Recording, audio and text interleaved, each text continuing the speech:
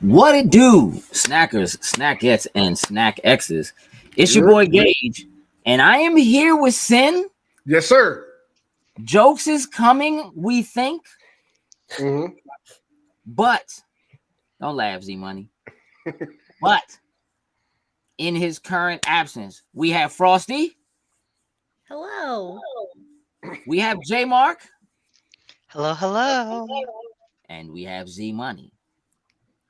Okay, that's the that's the response. So listen, what we have happening today is a very, very, very special edition D&D character creation episode of Loading Snacks Weekly.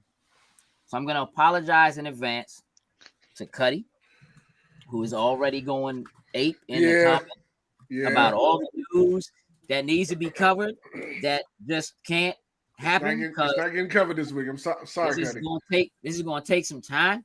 I texted Sin and Jokes earlier today and said, "Hey, I got a dope curveball today. Can't even do it. Can't even do it. We don't got the time for it this week. We have to focus. And what up, Marcus? Doctor Who, what's up? We got to take the time to go through this D&D character creation, and why it's going to take so long is because Sin and I, as well as Z Money and Jokes, when he eventually gets here, we assume, have no idea what we're doing. None whatsoever. And we are counting on J Mark, who is our dungeon master, and Frosty, who is our most experienced player, to shepherd us. I think we're a little equal between Frosty and I. Oh no. Like I've played like 3 campaigns. I mean, a campaign is a good amount of time. It depends on how many sessions you had for those campaigns. You've played more than the rest of us. Yeah, listen, let me just say, as equal as you might be, thine art the most experienced. Yeah. In the building. I haven't touched anything that's even similar to D&D outside of like a video game where they pretty much do all the math and do everything for you. Yeah. The most I ever have to worry about is the part we're doing today, which is the character creation, which is mostly like, I want them to look as much like me as I can make them, which most games don't let you do. And then I'm gonna put, I like magic. I want to mages, bathroom mages. That's where that's the realm I live in. That's what I'm comfortable with. Yeah. And so part of why we're doing this is because in 2 weeks' time, or just under 2 weeks' time now, we'll be participating in Extra Life like we do every year. And hey Candace, hey Heather.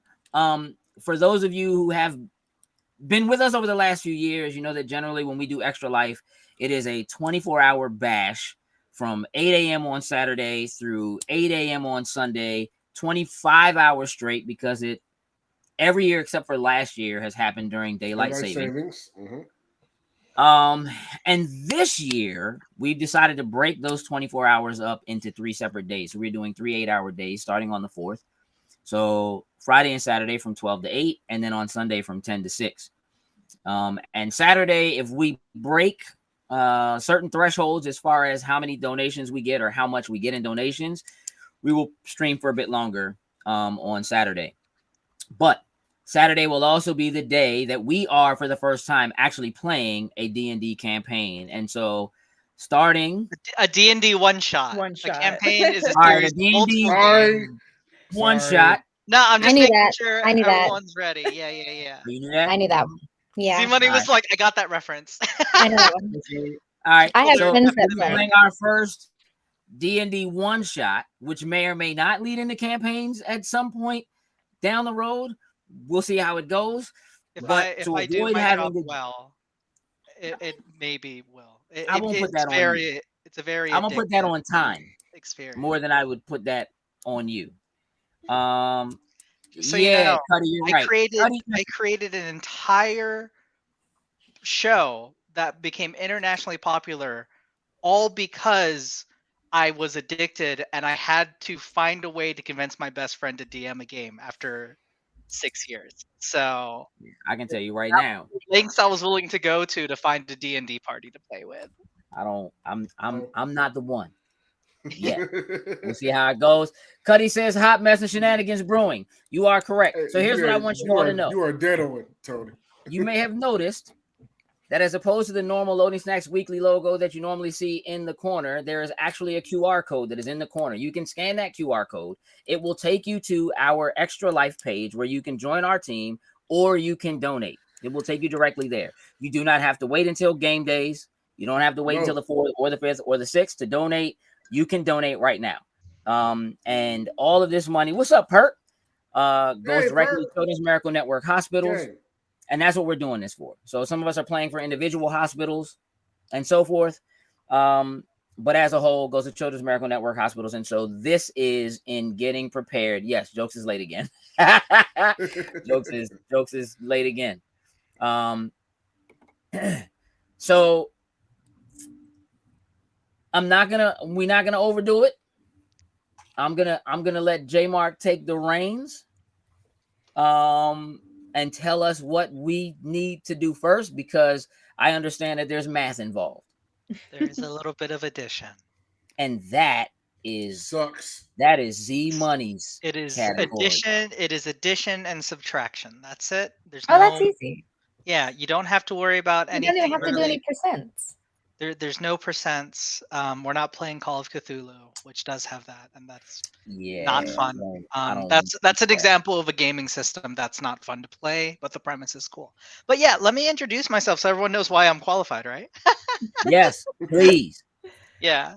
So hello, everyone. Hello, my loves. I am J Mark Xcento of Spiritual Geek LLC. Which is actually my trauma healing coaching business. That's not this.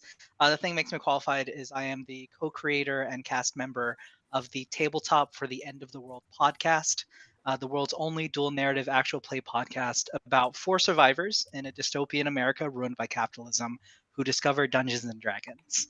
So we are actors playing characters, playing D&D.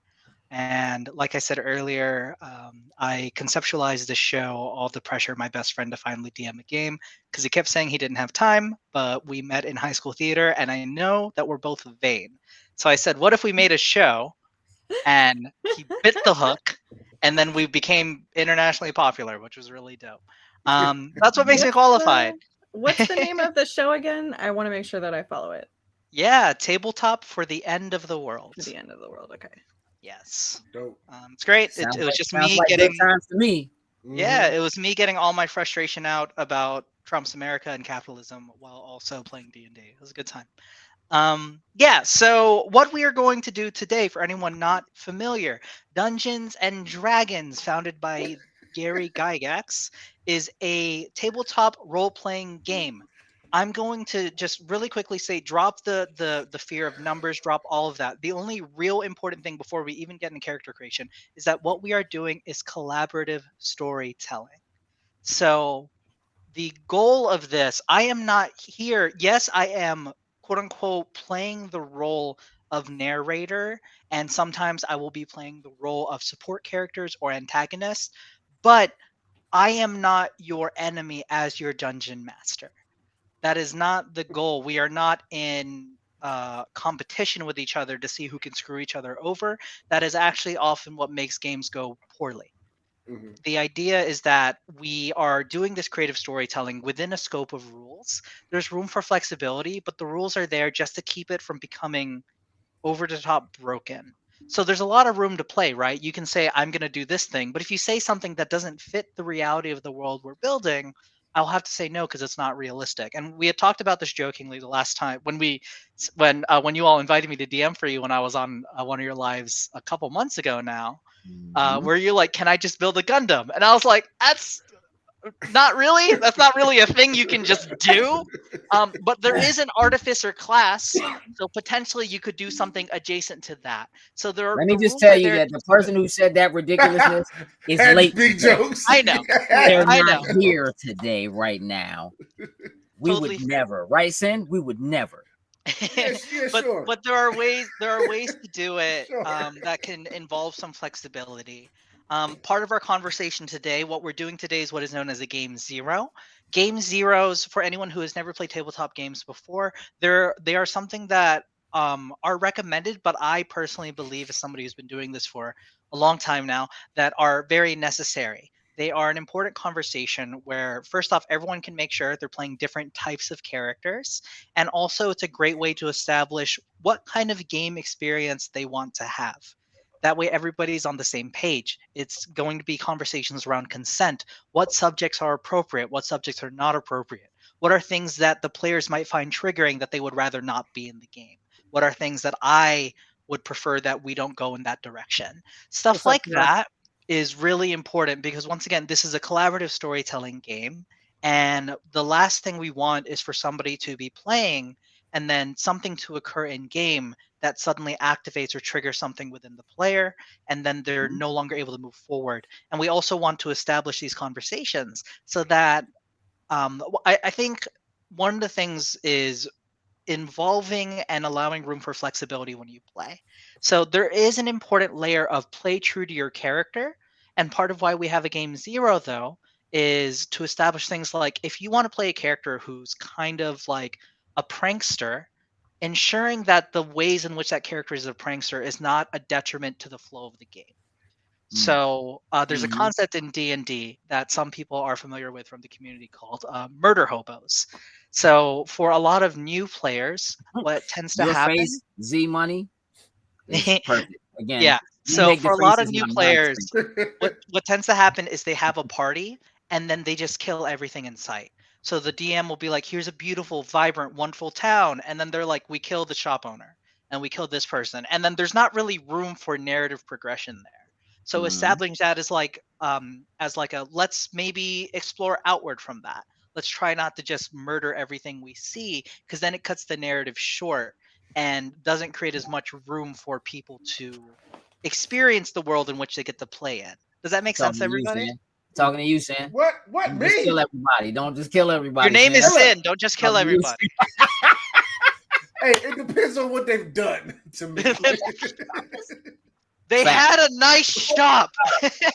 Look, so they're fine. No, you're acting like Avatar when he went to the Earth Kingdom and just destroyed the cabbages. Don't be them. Yeah, actually, yeah. Don't be that that's person. Look, Don't depending be on that how they respond to my questions, things might go left. I'm just saying. I just want you to know some of what you're saying is directed specifically at Sin. Yeah. No, I fully own that. So here's Don't worry, I need you to own it, J Mark. I need Sin to own it. This is. Hey, look, don't worry, it's gonna go smooth. Trust me. That's I'm it. on Sin's board. the healer. There it is. Frosty, you are so left on that one. That ain't me. See? Me either. I hope one of y'all are ready to be a healer, because that's going to be problematic if you don't. It's have my something. backup if no one else wants to be healer.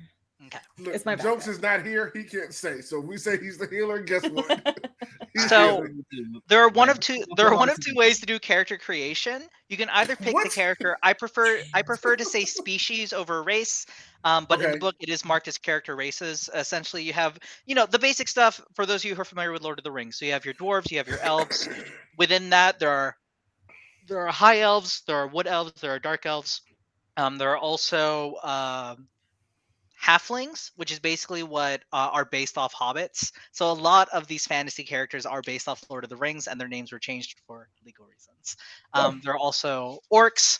We're sticking with the very basic races or species. Otherwise, we get a little bit out of the wazoo, and like you could be a cat person, but that all comes with its own rule books that you don't have a hold of at the moment.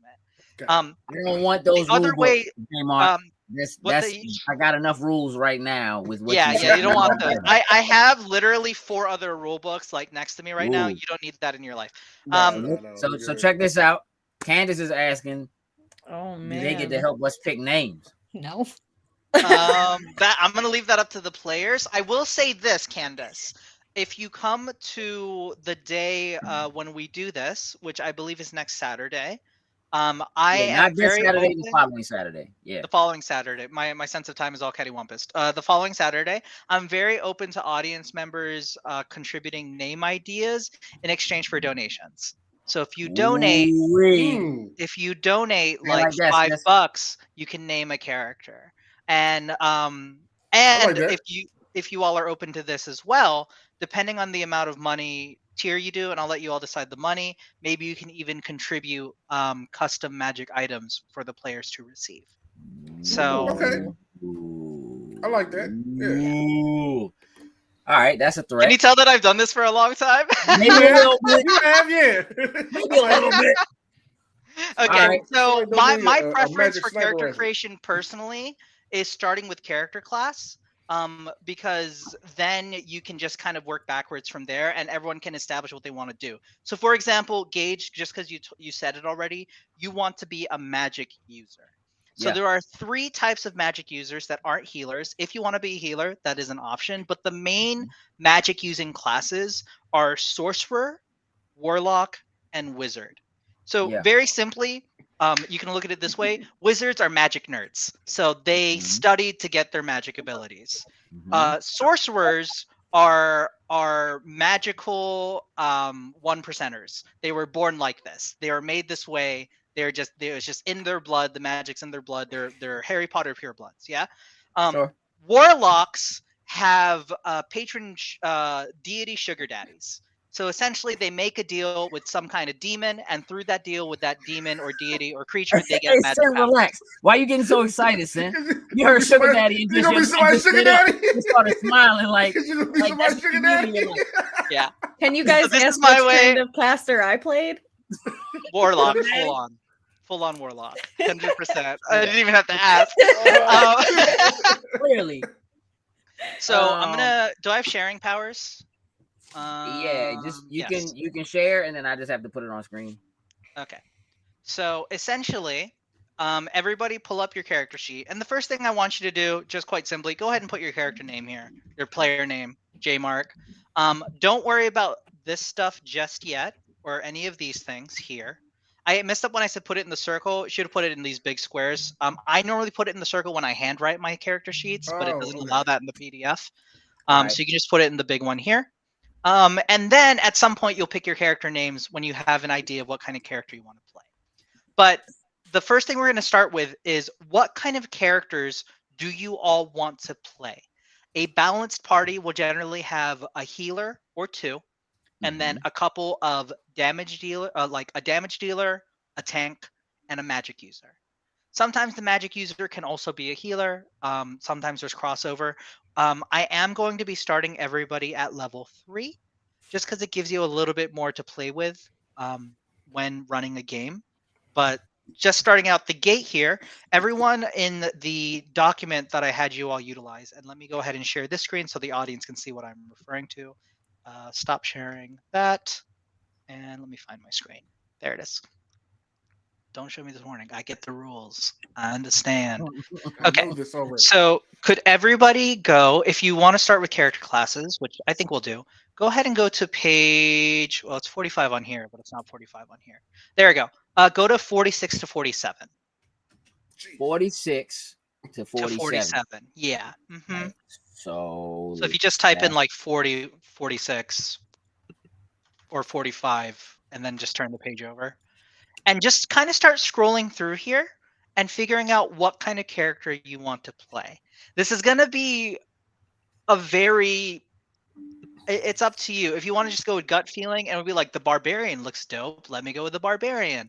Or if you want to really think about it, in your case, Gage, since you want to do a magic user, for you specifically, if we're looking at pure, do you have any interest in being a healer of any kind or support character? Or you're just like, let me stroke some things up.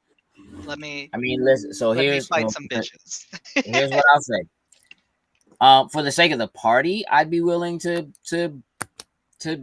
delve into some healer skills. I don't think anybody else is gonna want to do it. Well, I don't so mind. I was gonna say, I wanted to put this out there before everyone. Since I have played, I want everyone to choose the class that they want to play, Pick the one and that then you want to play. I will play whatever we need like to Perfect. make up the rest of the palette. The Frosty will party. fill.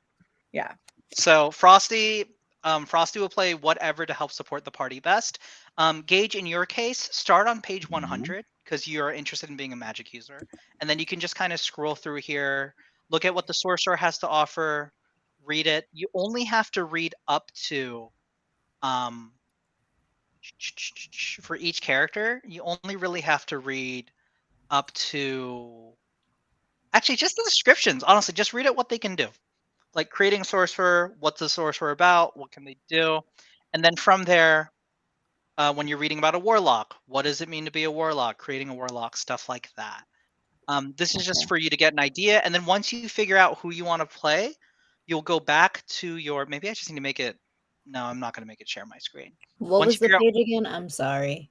Sure. What kind of character do you want to play, Z-Money? Oh, I have no idea what I'm So, doing. okay, so for you, Yeah. what we're going to do for you, since you have no idea what character you're playing, go ahead and type 46 and then start here, and then you can just scroll through the pages Okay, and look sounds at good. what kind of character you want to play. And that's for everyone who's not sure right now. Once you figure out the character you want to play, what you're going to do is just put on, it says class and level. So for example, if you were to choose sorcerer, you're just going to put sorcerer LVL 3 like that. And we're just going to leave it there for now. So this is where I am more than happy to answer any questions that anybody in the audience has, and also have a chat, because this is the part of character creation that, while people are reading stuff, isn't the most interesting thing to visually watch. So Yeah, I for am more sure. than happy to answer any questions and queries and stuff like that. I'm gonna step away real quick. Sure. All right. Okay. Frosty's leaving, so we're gonna take this time to talk shit about her. Just go ahead. Hey! Look at her with her bisexual hair color. Oh, she queer too? We all queer these days. So the Hey, non-binary bitch on screen. listen. Hey, look, Trinidad said be a paladin, son. That is so not me. I know it's not. Paladins can be very interesting. There you go, There is Foster. let me That's see if cute. it's in the original. So here's the thing about paladins. Paladins are not, according to Frosty. I'm sorry, I love you. According to 5e rules, paladins don't necessarily have to be religious. They do pray to a patron deity, and they are considered quote unquote lawful good. I want to be so clear here. Lawful good doesn't necessarily mean the law of the land. What it means is you have your own personal code of ethics that you follow. So, in a good example, the Mandalorian is not a paladin, but the way he follows a specific code of ethics is a lawful good mentality. Can you, for people, I've seen the whole lawful good, chaotic evil, stuff like that when it comes to this online. Can you explain that for us and the people watching so just they can have an idea of that? Yes, I absolutely can. The first thing to note is this: we are not doing any evil characters. Damn! Because Okay, that will really mess up the Didn't you just say you compatibility of weren't the going to try to party. murder everyone? That does Now not look at mean nope. That does. I didn't say murder everyone. Just evil. Okay, Here we go. Okoye from Black Panther is a lawful good. that's actually a really great example. Yeah. Okay. So Okay. essentially, if you think of it like a 3 Hey, by Leah. 3, Hey, Leah. like 3 squares, 3 squares, 3 squares, just in rows. Yeah. You have good characters, neutral characters, and evil characters. Very simply, it's good in the sense it's all a morality game, right? So a good character is always trying to do what's best for others. Is always trying to save people, stuff like that. A neutral character is kind of more not necessarily self-serving. You can kind of think of like Spock, just very utilitarian, very in the middle. Sometimes they'll help, sometimes they won't. And then evil character, quite simply, they'll murder everything in sight. They'll steal. They'll loot. Da da da da da da da. Okay. From there, you then have lawful, neutral again, and chaotic. So this is kind of the ways in which their morality manifest. So a chaotic good character can be kind of seen as by any means necessary good. They're like, yes, I'm going to be like robbing all these people, but I'm robbing all these people to give to the needy, right? So kind of like a Robin Hood type energy.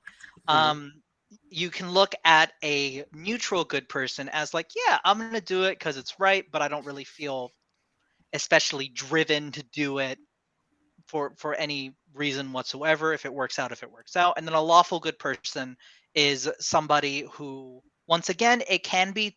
I like to make it very specifically, not the actual law of the world you're in, but a personal code of ethics for lawful good. And you can do the same thing with lawful evil or even lawful neutral. I know that the character that I played in my podcast, Twilight, they were a chaotic. I started them chaotic neutral, and then they very much became like a chaotic good character. Okay. And it's a good way of looking at your own life. So, for example, Sin, with the way Gage is just roasting the shit out of you, I would call you some form of chaotic, right? Yes, So, chaotic neutral fits the best. Chaotic neutral, sure. Yes. I've been called in my life as a very chaotic good type individual, and I feel like that falls in alignment for me as a person. So Frosty, please don't hate me. I love you.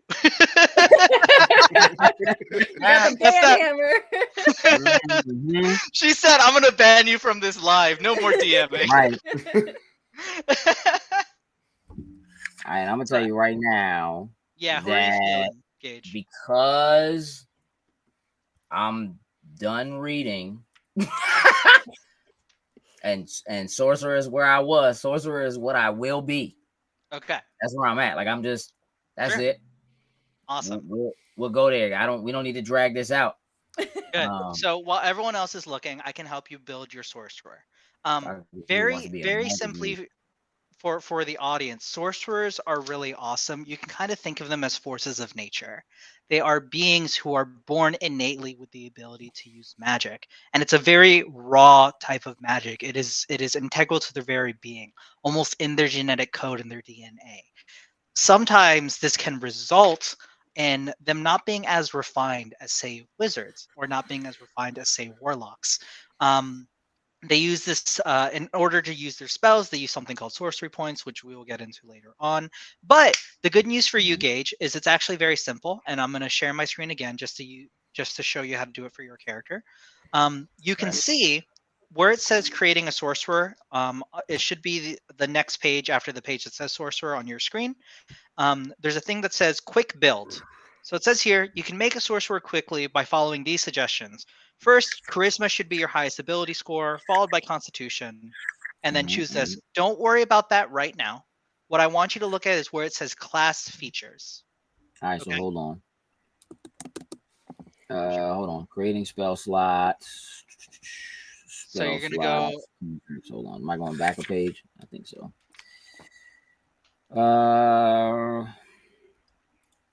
Quick build, yeah. Yeah, so you should be on page 101 on the website, and then where it says class features. Yep. Okay, so you see there it says 1d6 per sorcerer level. So hit dice is your hit points. It's the amount of life your character has. Okay. Quite simply, since I'm starting you at level 3. Go ahead and where it says hit point maximum, go ahead and put 18. And then for current hit points, put 18 again.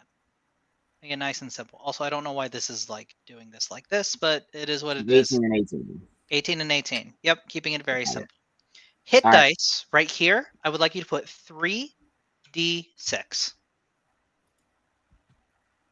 Oh, in the bigger box? Mm-hmm. So, yeah. 3d6. Got it. Perfect.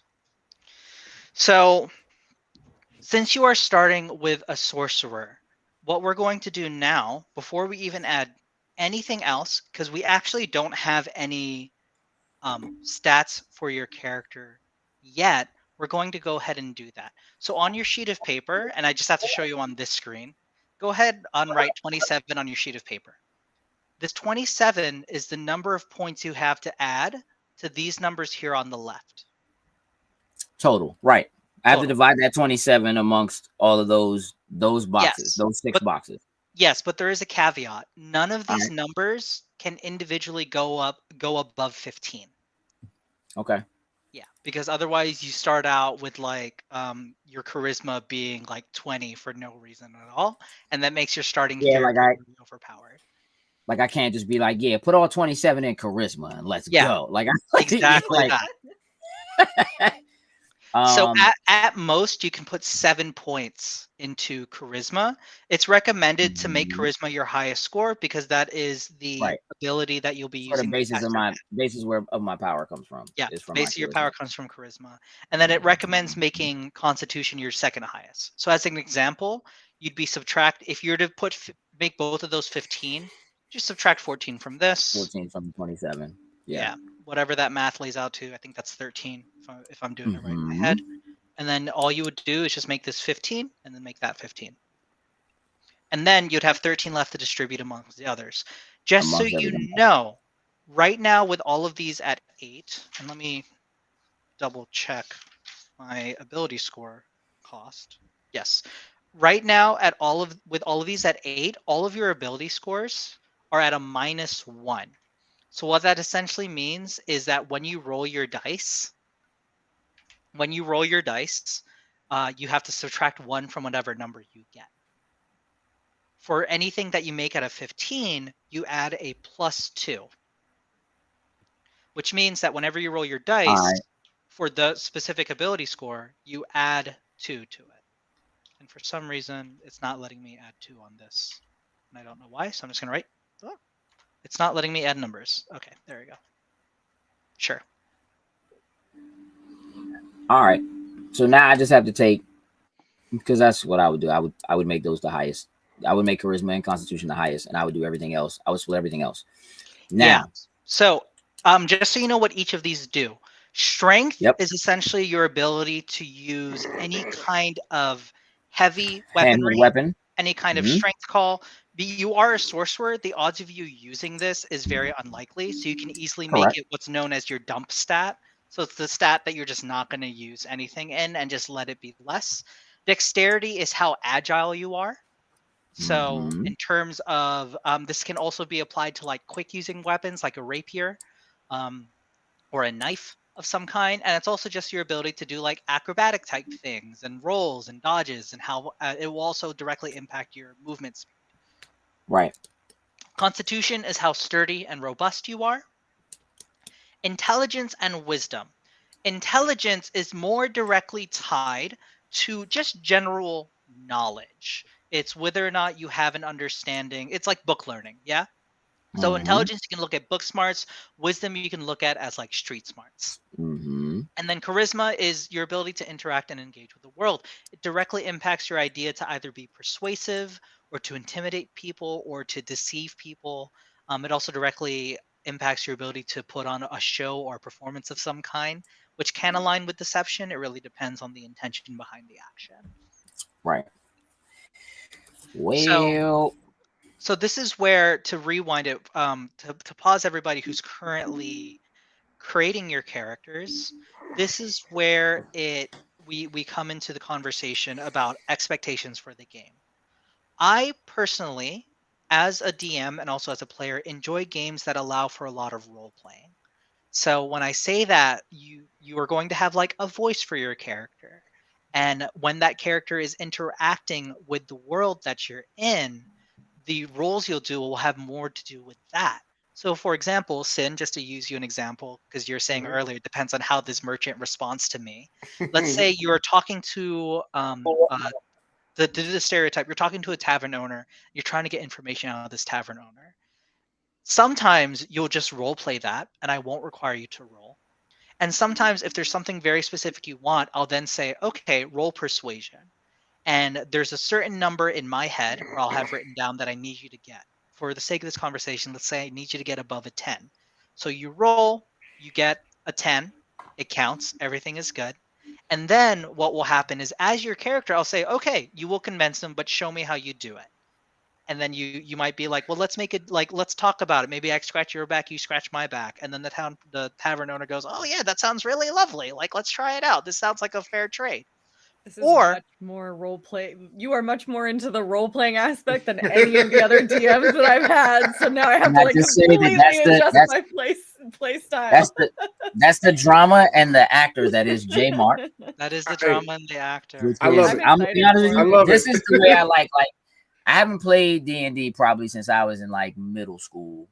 And we just kind of made it up as we went along. And that's the way I prefer to do it.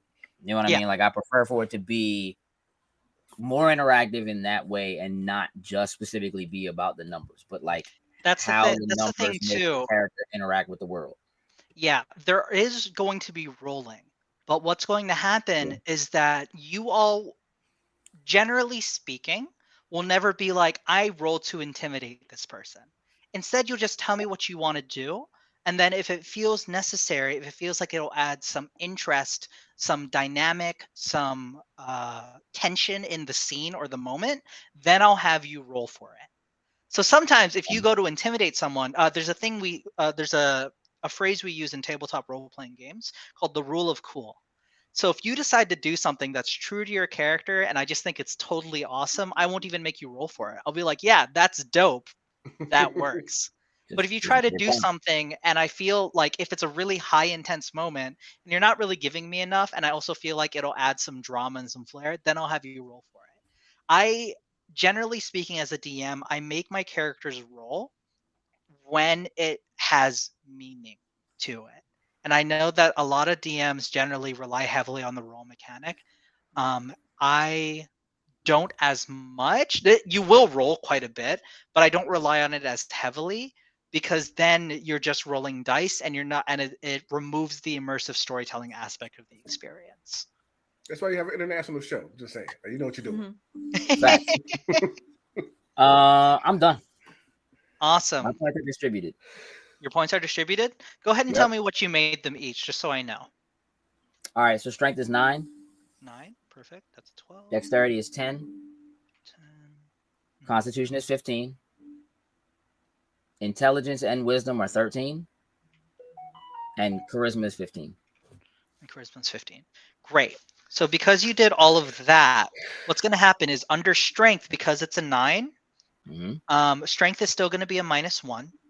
Because your dexterity is a 10, that's now going to be a 0.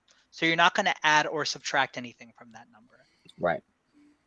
Your intelligence is a 13, which makes it a +1 instead of a -1. So you can add 1 to that roll. And wisdom is the same. Got it. So we're doing... All right.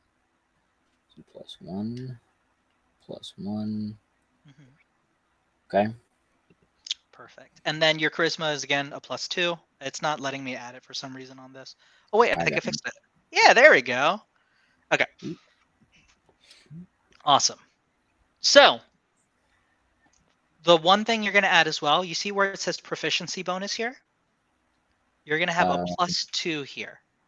And everybody, all the players are going to start out with a +2 for their proficiency bonus. Okay. Okay. +2. Okay. Okay. So, for you specifically, Gage, now you get to pick your character species. So, I would like to invite you to go to page... Sing it.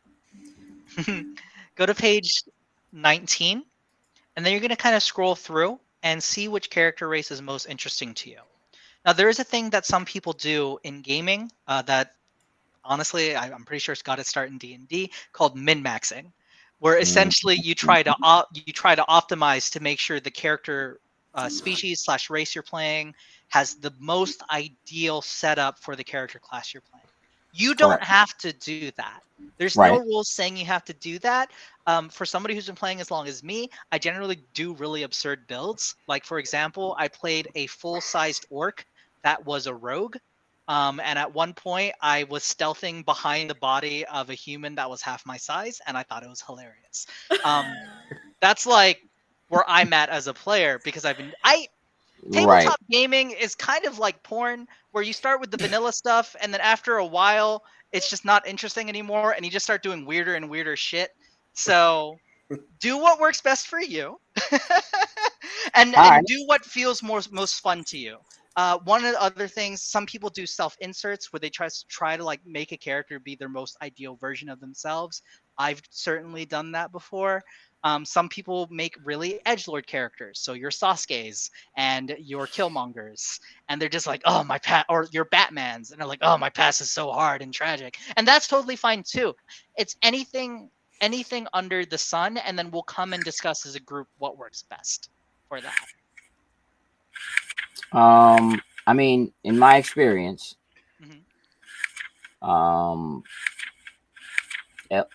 elves tend to be extremely gifted when it comes to being magic users.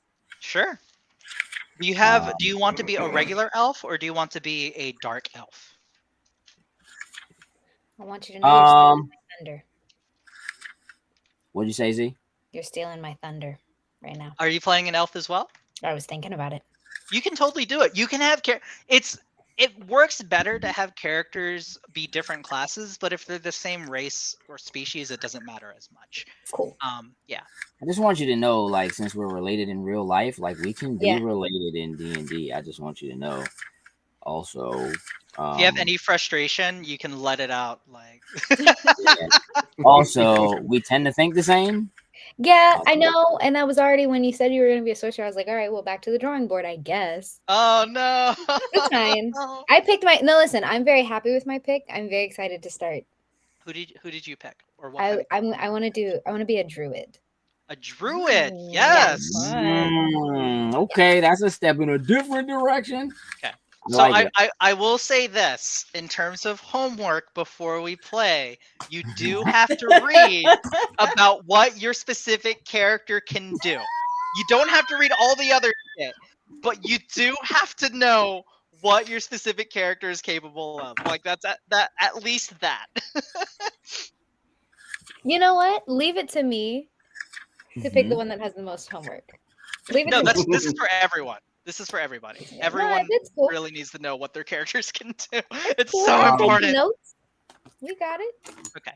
So if you want to be an elf still, Z, and you're going to be a druid, I mean, a wood elf is a good way to go.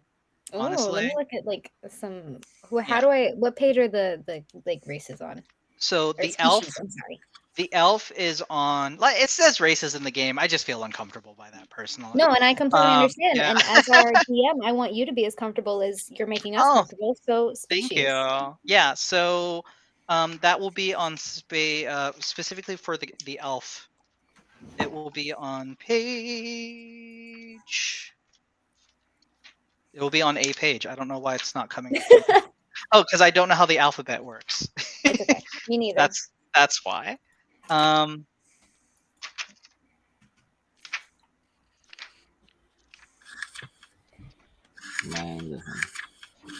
that's why. Why is D after E? Okay, sure. Page 21 should be where the elves are.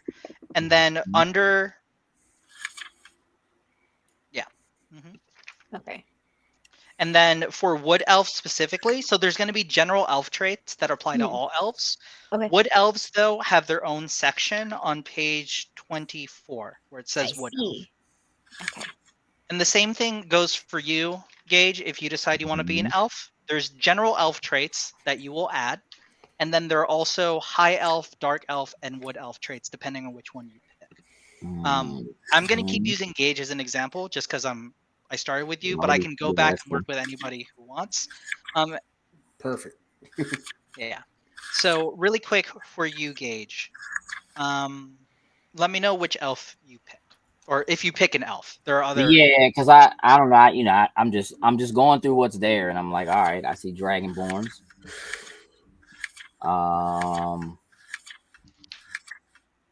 That seems boring. The heck is a tiefling?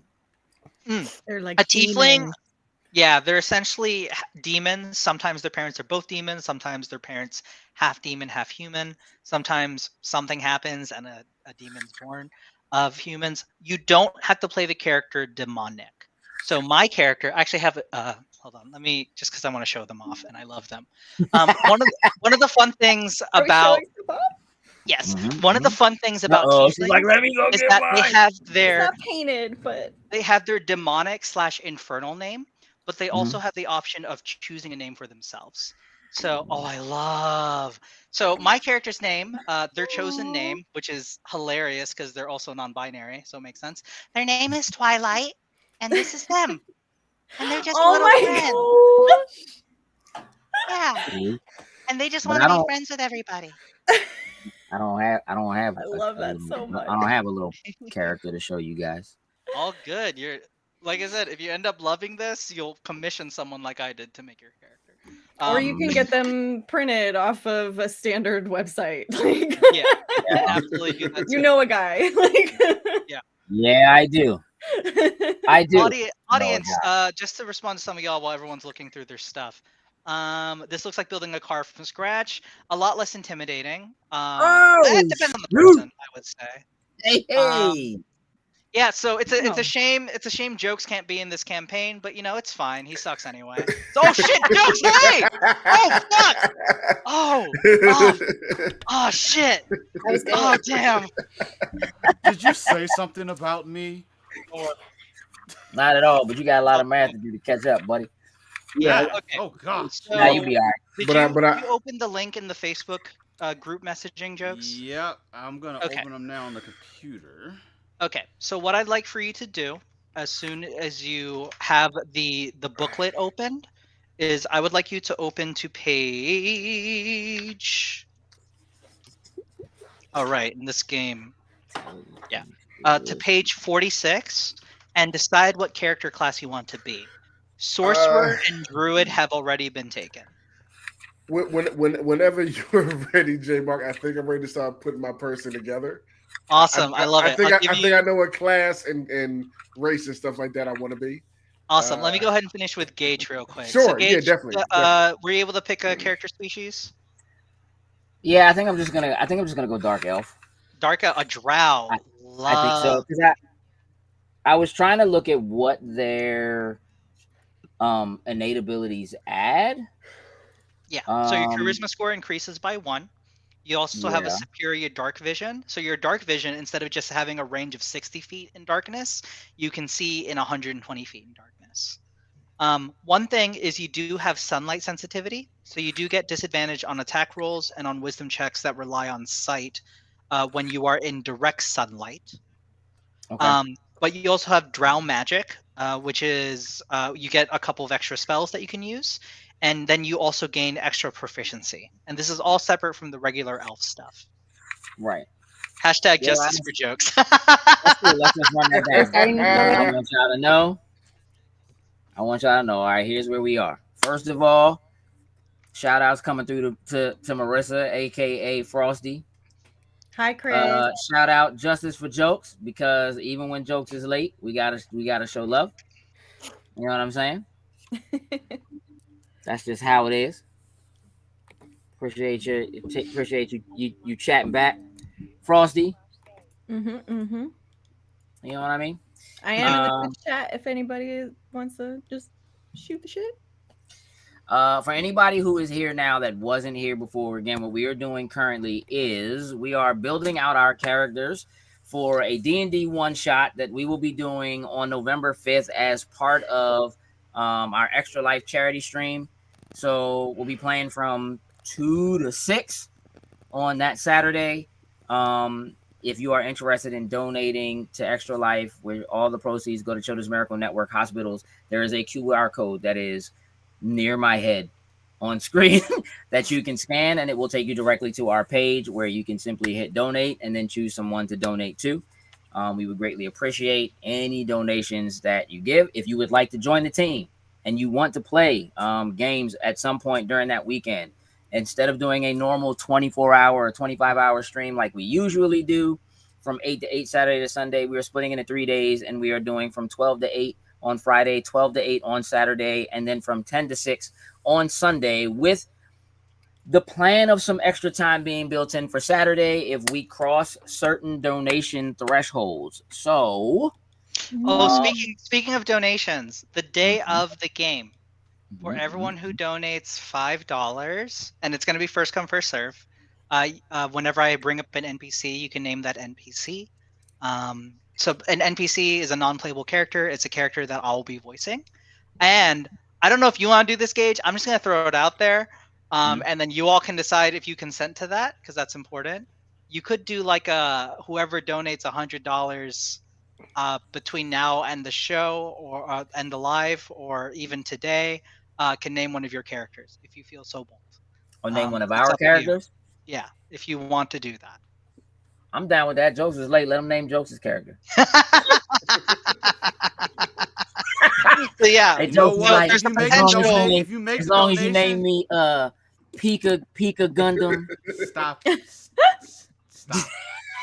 Pika Gun, Square Pika, he's Straw Hat Pika Gundam. Yeah, and somebody can donate an extra 100 and name Sen's character Orange Julius.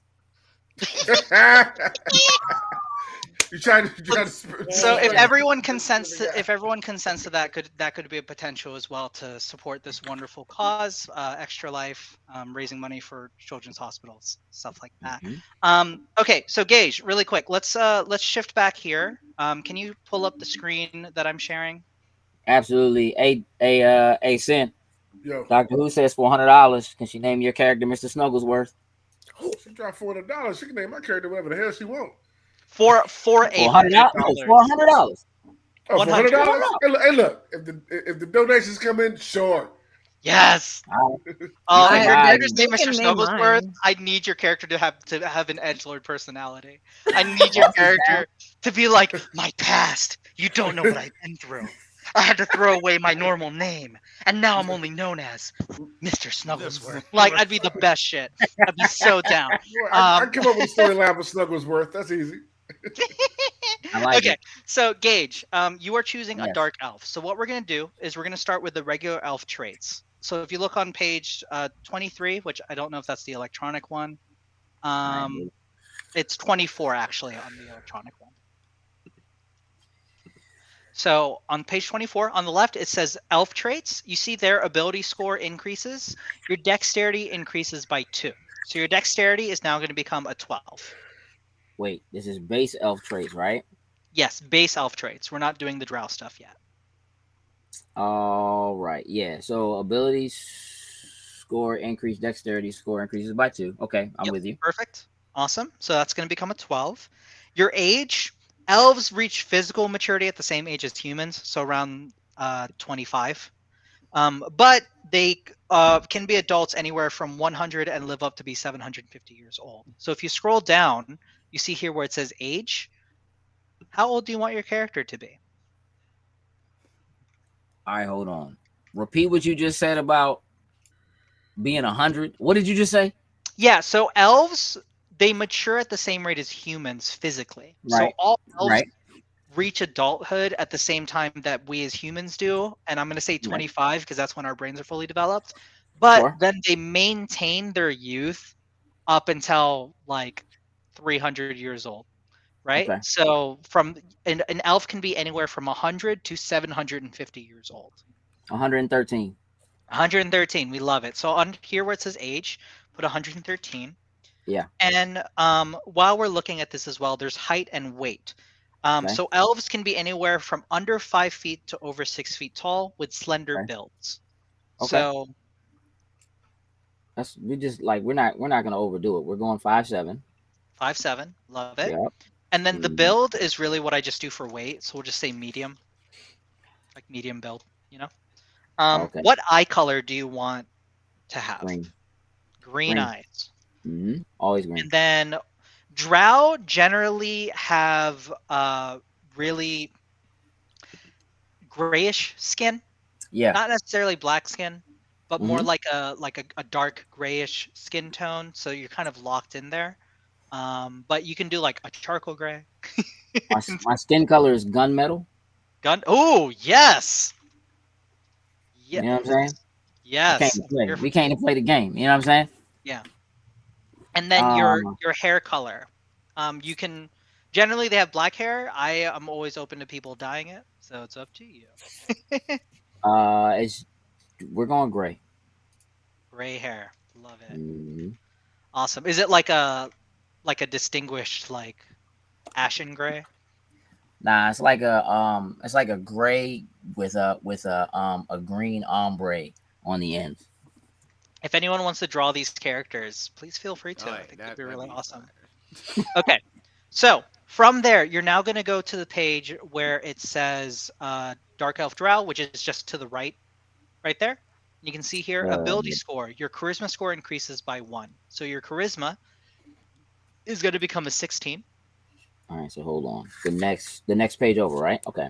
Yep, it's just to the right of the screen you're looking at currently, where it says Dark Elf Drow. Okay, charisma by 1. Got it.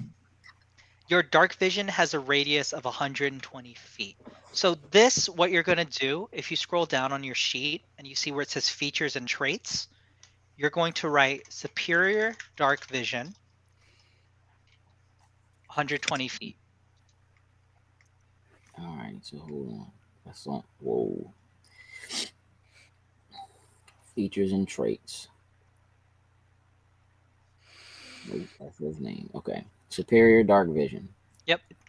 And then you're just going to plug in this stuff right here in a way that makes sense to you. So I'm not going to tell you to write like everything word for word, but like sunlight sensitivity, one way you can write this is disadvantage, attack, and wisdom checks in direct sunlight. And I'll explain disadvantage and advantage when we come to it the day of the game. Sensitivity. Okay, disadvantage attack. Got it. And then right here, drow magic. And the only thing that's going to be relative here is you're just going to write dancing lights, just so that it's marked so that like there's an awareness of what that is. And then fairy fire once per day. Comma. And then drow weapon training. So this is going to give you proficiency. So right here where it says other proficiencies and languages, you're going to write down weapons, rapiers, short swords, hand crossbows. Oh, I'm sorry. I didn't talk to you about the. There are a few more. There are 2 more things that you get for the base elf thing, but I'll let you write this down first. Okay. Okay. Rapier, short swords, and crossbows. Yep. For languages, this is for base elves. You're going to have common and elvish. So this means you can read, write, and speak common and elvish. So as an example of this, even though in-game I will be speaking English words, your character, I'll say this character is speaking in elvish, and then your character as an elf, and I guess Z-Monies as well, would be the only ones right now who can understand what that person is saying. Got it. Yeah. Got it. Okay. Let me just make sure I have everything under drow magic.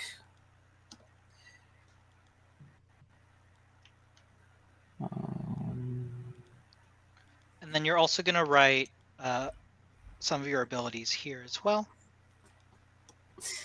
Oh man. Hey Cuddy, if you gotta donate more money than Doctor Who in order to freshly squeezed thighs. Freshly squeezed thighs, bro. I mean, you could do. Y'all being disrespectful to the guy. You could do it. If this was a much larger stream, there is potential for auctioning off names. Yeah, it's gonna be. I'm glad this is a one shot right now. Let me just say that. If you like, my name is FST. What's it stand for? Don't ask. Okay, so gauge for you. You're gonna write keen senses up here at the top, and it's just gonna be proficiency in perception, just so you have it there. Or to make it shorter, you could just say prof. Whatever works best for you. And then Fey ancestry, which means advantage. So that's ADV. or advantage, whatever works best for you in understanding it.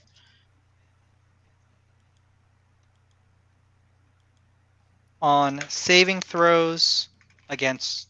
Ooh, is it not letting me write it in anymore? Oh, this sheet's not letting me fill it up any more than it is. This is not a great character sheet. That's cool. Advantage on saving throws. Yep, it's going to be against charm and sleep spells. Okay. Yeah.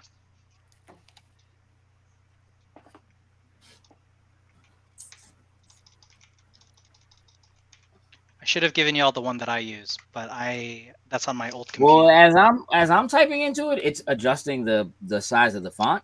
Oh, so you're fine. Okay, good. Yeah, it's probably not doing it for me because I'm using the actual computer screen instead of Adobe, so that's fine. And then the last one you have is trance. So very simply, where does that go? In the same box? In the same box, you're gonna write long rest equals 4 hours. That's it. What's it called? Trance. TRANCE. And then you're just gonna write long rest equals 4 hours. Okay. And then here, where it says speed, you're just gonna write 30 feet. Okay. Let's get there in a second.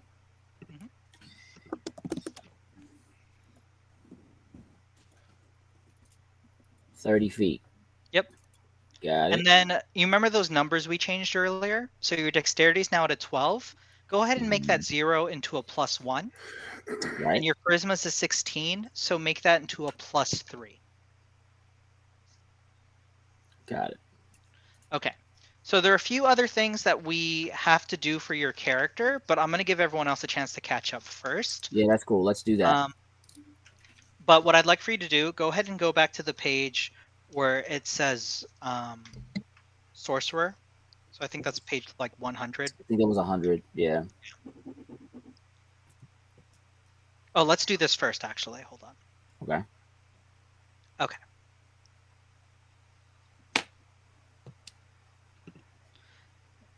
6, 7, 8. Can you make your current hit points actually 20? Yeah. Yep. And then your hit. Leave the max. Leave the max at 8. No, your max is going to be 20 also. Okay. Yeah. 20 and 20. Okay. Where it says weapon pro. So if you look at the sorcerer page, you see where it says proficiencies. Let me go back to that page. Sorcerer page. Should be like page 100 or 101. All right, hold on. 100. Because that 100 for me is my Dragon Ball. Okay, hold on. Yeah, so it should be 100 to 101 on the thing. Right, hold on, that's a road. Also, I love that we're like, you all can name the characters. And everyone immediately jumped on Sin and only Sin. Facts. 100%. All right, so under Sorcerer, where am I looking? To the right where it says class features, and then under this, there's a subheading that says proficiency. Yep. So where it says saving throws, oh, sorry, where it says weapons, go ahead and just copy that into your thing next to what you already have. Okay. So daggers, darts, yep. Staffs, like crossbows. Got it. Okay. Okay. Where it says saving throws is going to be Constitution. Oh wait, hold on. Am I replacing rapiers and short swords in hand? Nope. You're writing it next to it. I'm adding these. Yeah, those are all the things you have proficiency in. Okay. Okay. Awesome. So under saving throws, it says Constitution and Charisma. So what you're going to do is on the screen, you're just going to mark right there, Constitution, Charisma. Okay. Okay? Yep. And then it says here, skills, choose 2. So choose 2 of these right here. Arcana, Deception, Insight, Intimidation, Persuasion, and Religion.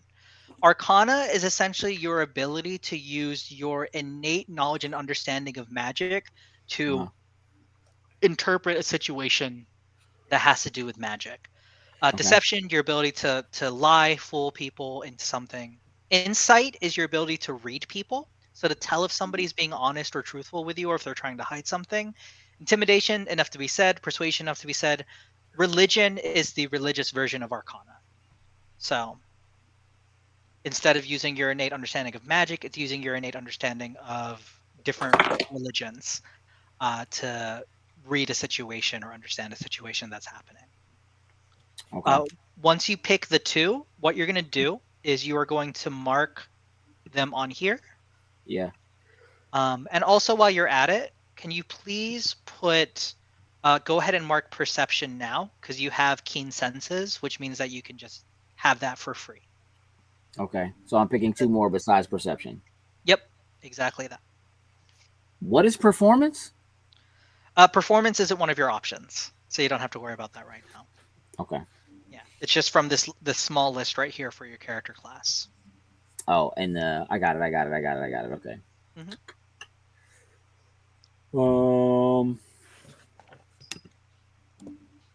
Also, Frosty, I know you said that you have to change your play style for a DM like me. I hope that's okay with you. I meant to adjust that earlier. You're totally fine. Like I've always been curious about like getting more into the role playing aspect of it, so I'm actually really excited about it. Good. I'm so glad. This is where that conversation around consent comes in, because if you needed a little bit more roly stuff, like I can totally implement that. But... All right, we're going persuasion and insight. Persuasion and insight. Yep. Perfect. So persuasion, you're just going to mark it, and then insight, you're going to mark it. So what's going to happen for you, and then I'm going to jump into helping everybody out, but keep your page on here. Everywhere where there's not a dot, I just want you to take the number in the little circle for that word. So where it says strength here, your strength is a -1, so you're going to put a -1. Okay. Right? Where there is a dot, you are going to add the number underneath the word to your proficiency bonus. So instead of a +2, it's going to be a +4. Got it. Mm-hmm. And then it's the same, and then you're going to go through all the other abilities like that. And in parentheses here is where it says Dex, Wisdom, Intelligence, Strength. Right. Same thing. Got it. Yep. Got it. I'll take care of that while you help. Who's next? Yes. And I'm gonna find a better D&D 5e sheet because I do not like this one. Hey Frosty. Do you have to like bounce out early? I know that it's getting late. Do you want to go next? I know you were gonna let everybody else pick, but Frosty knows what she's doing, so she doesn't need me to walk her through it. I might we just need to know what everyone else is doing. Yeah, I might ask questions like in the chat. But yeah, once everybody knows what they're gonna be, I can put my character sheet together. Yeah. Okay. I also I can't type in the chat. Otherwise, I meant in like our Facebook. She means in our Facebook group. Facebook. Yeah, that's totally fine. Yeah. No worries with that. Okay, Sin, you said you were ready, and sounds like you need help. Let me ask Z-Money, did watching me do that with Gage make sense for you? Because I saw you writing stuff, and it looked like you're like getting a handle of it. I mean, do you want me to be honest with you? Yeah, be upfront. Absolutely. Absolutely not. I have no idea what's going on. What I'm doing is taking notes on what druids and elves can do. I love it. So that when it gets to my turn, see, I'm a studier. Yeah, I'm here for it. So absolutely. If you want to help them out, I'll still get some more. When I get some more. Oh my gosh! See, I'm a Slytherin, but I do consider myself a Slither Claw. I'm here for it. Yeah, absolutely. Okay. Yeah, totally. Like you were saying before we went live, you threw hands earlier, so yeah, I feel the Slytherin. Don't do that. What did I tell you? I have a night house and a day house, and you told me I can't do that. I didn't say it was a night house and a day house. I said I come see because I'm a Slytherin, but Ravenclaws are air signs, and as an air sign. What are we doing right now? Okay, well, y'all have that conversation. See what I'm saying? What kind of game do you want to play? I'm gonna be a rogue. Yes, we love to see it. Yes. Awesome. What page is Rogue on, just so I can look at it? Rogues are on like 98. I got 90, it. Yeah. Awesome. Do you need Out of curiosity, does Jokes have an idea yet, or are you still browsing? Nah, I'm pretty sure I'm gonna pick Paladin. Yes. What? I can play what I want. Let's go. I'm so excited for you, Frosty. But that means I have to change everything. So it's fine. You know, Annie, you right. You see, speak your truth. Thanks, Annie. I love you. I can't wait to see you. Oh, yes. Okay. I had to open the sheet in Adobe, and now it's doing what I wanted to do. Oh, this is very exciting for me. Okay. Change. Okay. Continue. Okay. Let me, I'm going to close out this one. This screen is way too zoomed in for me. Okay. Share. And dope. Boom, we made it. Do you know what character species you want to be as well? Because we could knock this out. A human. A human? I'm gonna be a human, yeah. That we're gonna actually go the other direction for you. Because it's actually the fuck? No. Actually, no, we're gonna start with class. I feel like it's easier to start with class. Okay. So go ahead right here where it says class and level. Go ahead and put rogue level 3. Rogue level 3. Oh, this is so much prettier. Oh, it's actually filling out the way I need it to. Oh, thank God. Okay, rogue level 3. Right here where it says hit dice, go ahead and put 3d8, and then again 3d8. I can't see it on the screen. Right here. I guess you have to share it again onto the screen. Oh, is it not sharing the right screen? Yeah, hold on. Oh, it went away. Go ahead, put it back. Share it again, J Mark, and I can add it to the screen. I am sharing. And there you go. Frosty Miss Hammer throw. For a druid? I'd be more curious. Why does this druid just have I'm not a druid. No. Oh no, Frosty. Oh, you're not a druid. Just kidding. What are you gonna run? Just for my enjoyment. Honestly, I get the most fun out of playing fighter. Yeah. Yeah. Just make all the combat just you doing everything while we all just chill. I'm here for it. It was between that and monk, but it was like. It seems like we don't have any. I mean, I guess the paladin's a pretty heavy hitter. I will say this, Frosty, since you are a seasoned player, please feel free to play a character from any of the races that are outside of the standard rulebook. Okay. If you want to do a tabaxi or anything, live your truth. Yeah.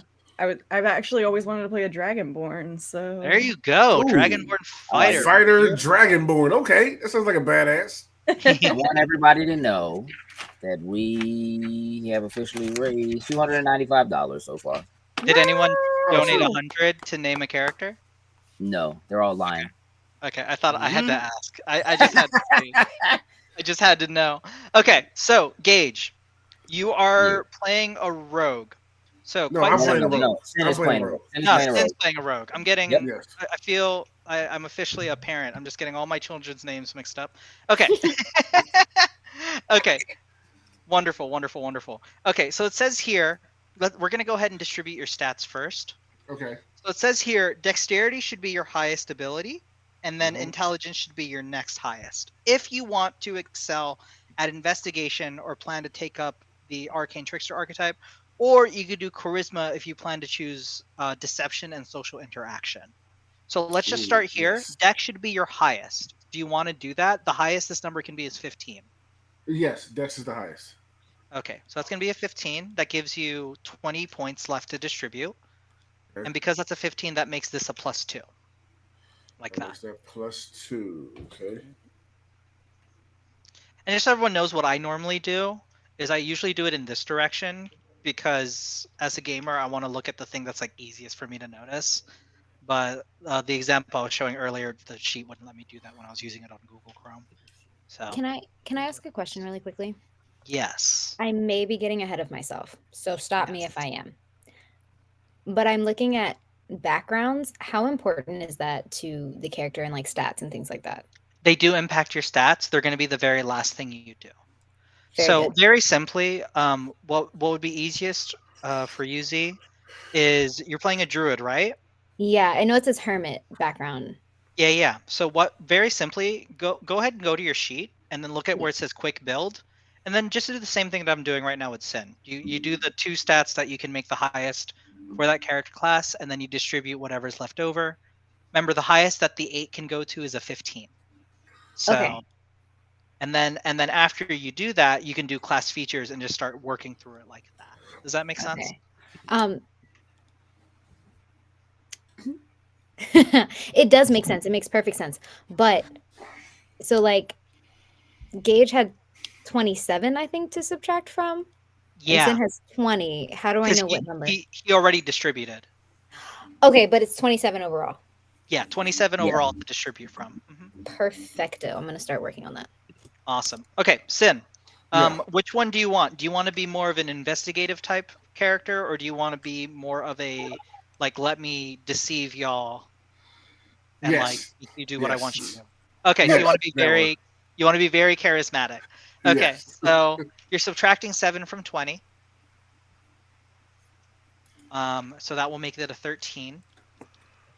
You have 13 points left to distribute among these other stats. Again, and this is for you jokes too, since you came in late.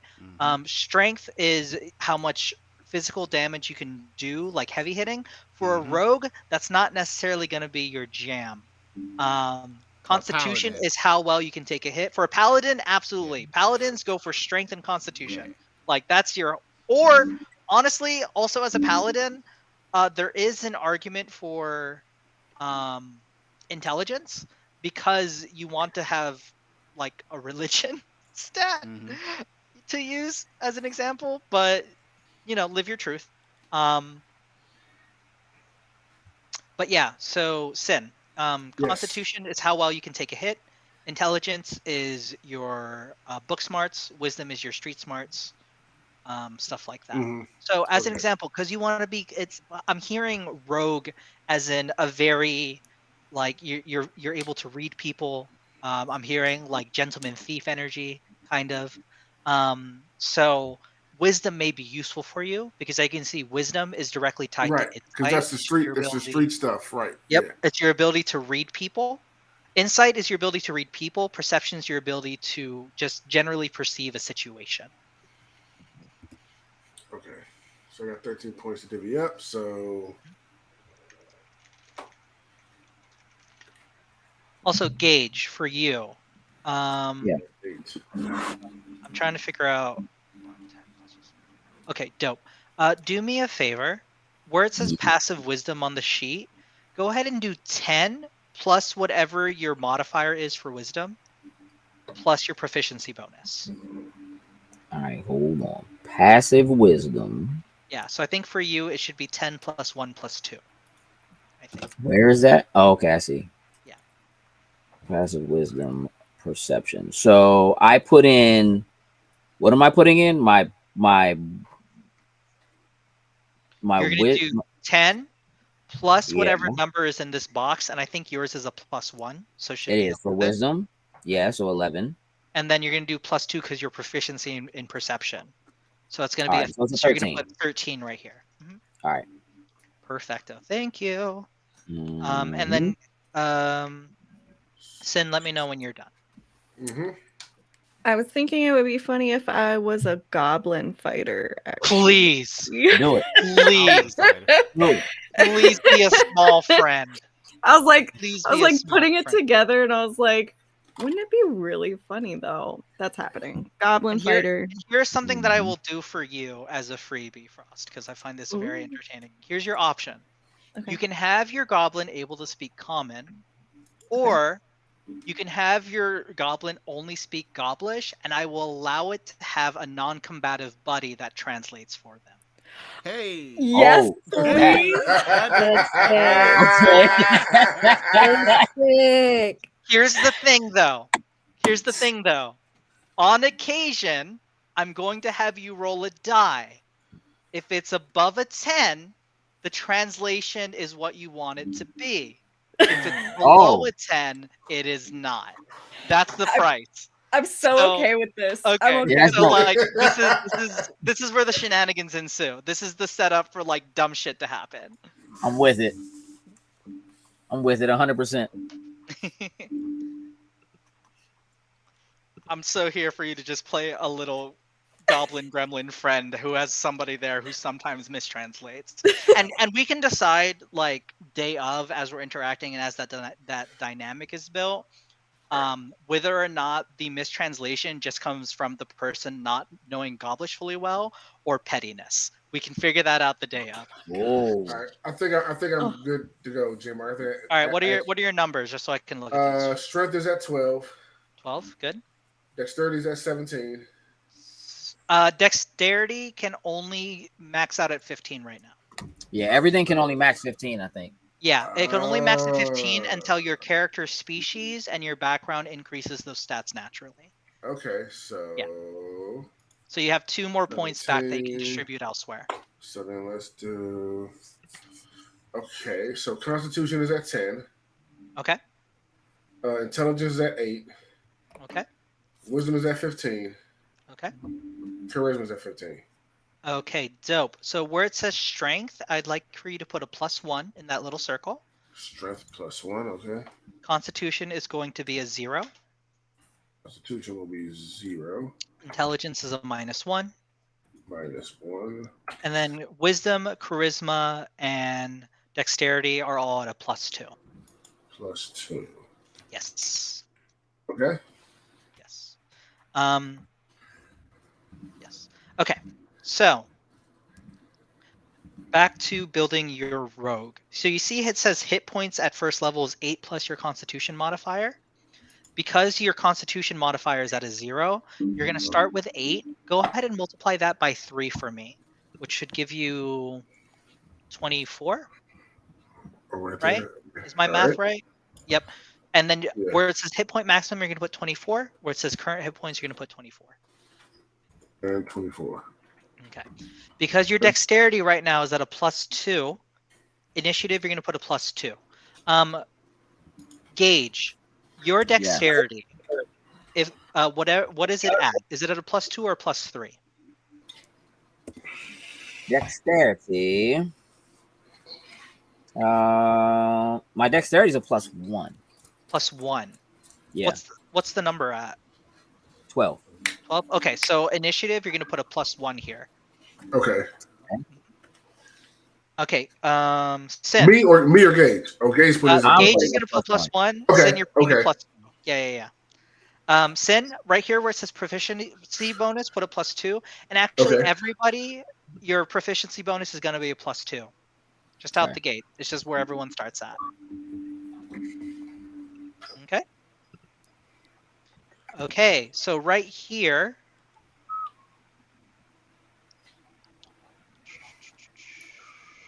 Awesome. Okay.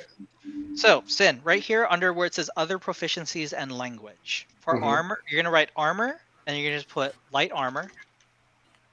And then you're just going to really just copy and paste this, right? Weapons, you're going to put simple weapons, hand crossbows, like everything that's right there in the book. Can you see it? Okay. Yeah.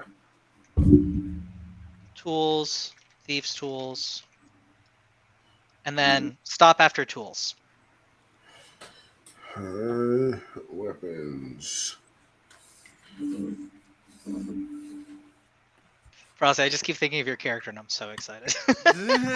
I might need a little bit more help because, like, I've never seen like goblin anything, so like a goblin character building.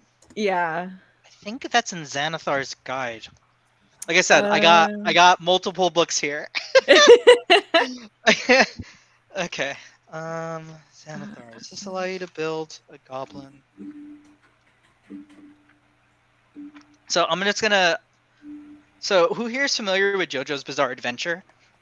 Oh yeah. Awesome. So you guys are gonna love this. I just want to establish the ridiculousness of like me as a player these days. I once played a game where I played a tabaxi. A tabaxi in the world of Dungeons and Dragons is a bipedal cat that can speak like a human. But the trick was my character was a literal cat that was transformed into a tabaxi. So they could only meow. In order for them, hold on, it gets better, okay? So in order for them to get around the world, they had a stand, like JoJo's. That was a butler with a fish head and a fishbowl helmet that talked like Severus Snape. The best thing is, for anyone familiar with the world of JoJo's Bizarre Adventure, all of the stand names are puns on bands because of copyright. Mhm. And so my Mhm. stand's name was Real Big Fish. And Oh, I just had the best time. Yep. Real big International fame, y'all.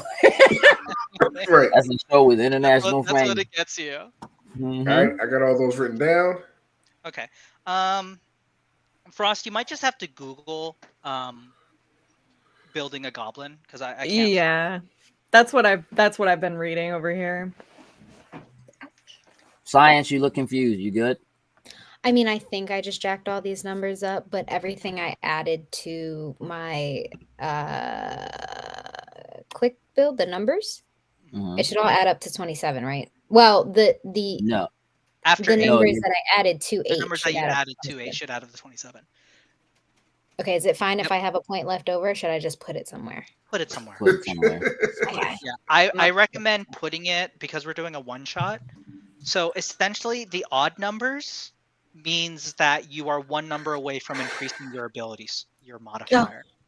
So if you have anything that's at like a 13 or an 11, go ahead and throw it on there so that you can. I'm an even number kind of person, so There you go. Gotta be. Is okay. everything even now? You're gonna have something odd because you added 27. Well, I have 2 odd ones. My wisdom and constitution are at 15. And you're playing a druid? Druid elf, yeah. Oh yeah, no, you can't increase the wisdom and the because they have to max out at 15. Right. They're already So 15. what's dexterity again? Dexterity is your ability to dodge Oh yeah. and how fast you can. I want to be quick. So I got what was it at before and what is it now? It was at 10 and now it's at 11. Now it's at 11. So So I that got to be able to means- move. Okay, so it's still Right. going to be at a 0, but if this Okay. were to be an ongoing thing, it would become. Sorry. Okay, that's Fine. cool. Okay. Sin, are you ready to keep going? Yes. Okay. So right there where it says saving throws, go ahead and go up, and you see where it says dexterity Yes. and intelligence. You're just going to mark this little circle dot here. Circle dot. Dexterity, intelligence, marked.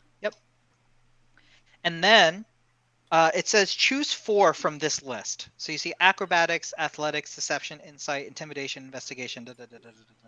I'm going to have you pause. We're not going to do that just yet. And there's a reason. Okay. Because Okay. the character species you choose might give you one of these already. So before we do anything else, what character you're choosing a human, right? Yes. Okay, Mhm. so let me look at humans real quick, just so I can make sure you're not getting anything extra. And then we'll have to look back later and be like, oh, I already got this. Halfling, human. Whoever did this does not know how the alphabet works, and I'm very confused by their existence. It's like it goes to E, then it goes to G, then it goes back to D. And I'm like, how are we living our life like this? Stop. Look into Jeez, yourselves. Okay. Do you get any? Okay, you're fine as a human. You don't actually get any proficiencies in anything as a human. You get something else that's really dope. So go ahead and pick 4 from that list: acrobatics, athletics, deception, everything that's right there on the page. Pick those 4, and then you're just gonna mark dots next to these. I'm trying to find them on the page. Human traits. Okay. Oh, you're not doing human traits yet. You're at Rogue. Oh, okay. Yeah, at Rogue where it says class features. And rogue class features. Okay, I see class features. Yeah, where it says skills, and then it says choose 4 from here. So you're just going to pick 4 of those. Ah. Yeah. Okay, so let's go with some acrobatics. Okay, boom. That's good because your dexterity is high.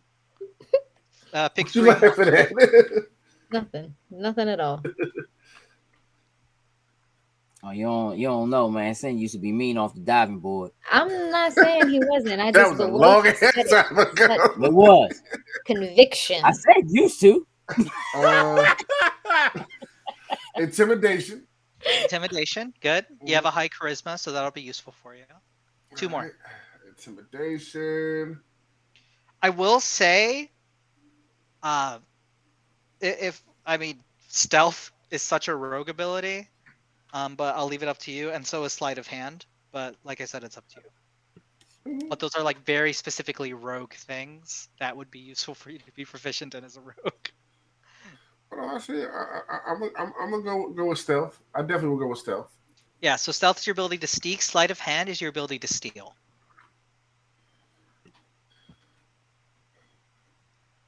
Stealth. You get one more.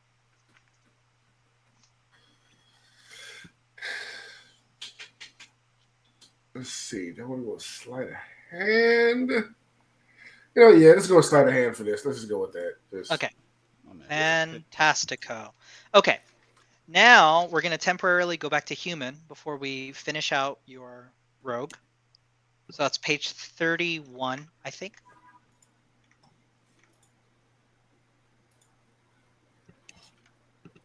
Yeah, page 31. And then I actually want you to go to page 32 because that will have the other stuff you're adding. So here's the cool thing about you being a human is all of your ability scores increase by 1. So you see here these numbers that say 12, 15, 10, 8, 15, 15. Yeah. They now become 13, 16, 11, 9, 16, 16. Okay. Yep.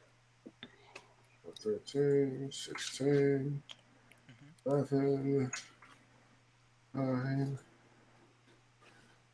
16, and 16. Yep. Which means everything else is going to stay the same, but all the ones that are 16, they are now at a +3. Ooh.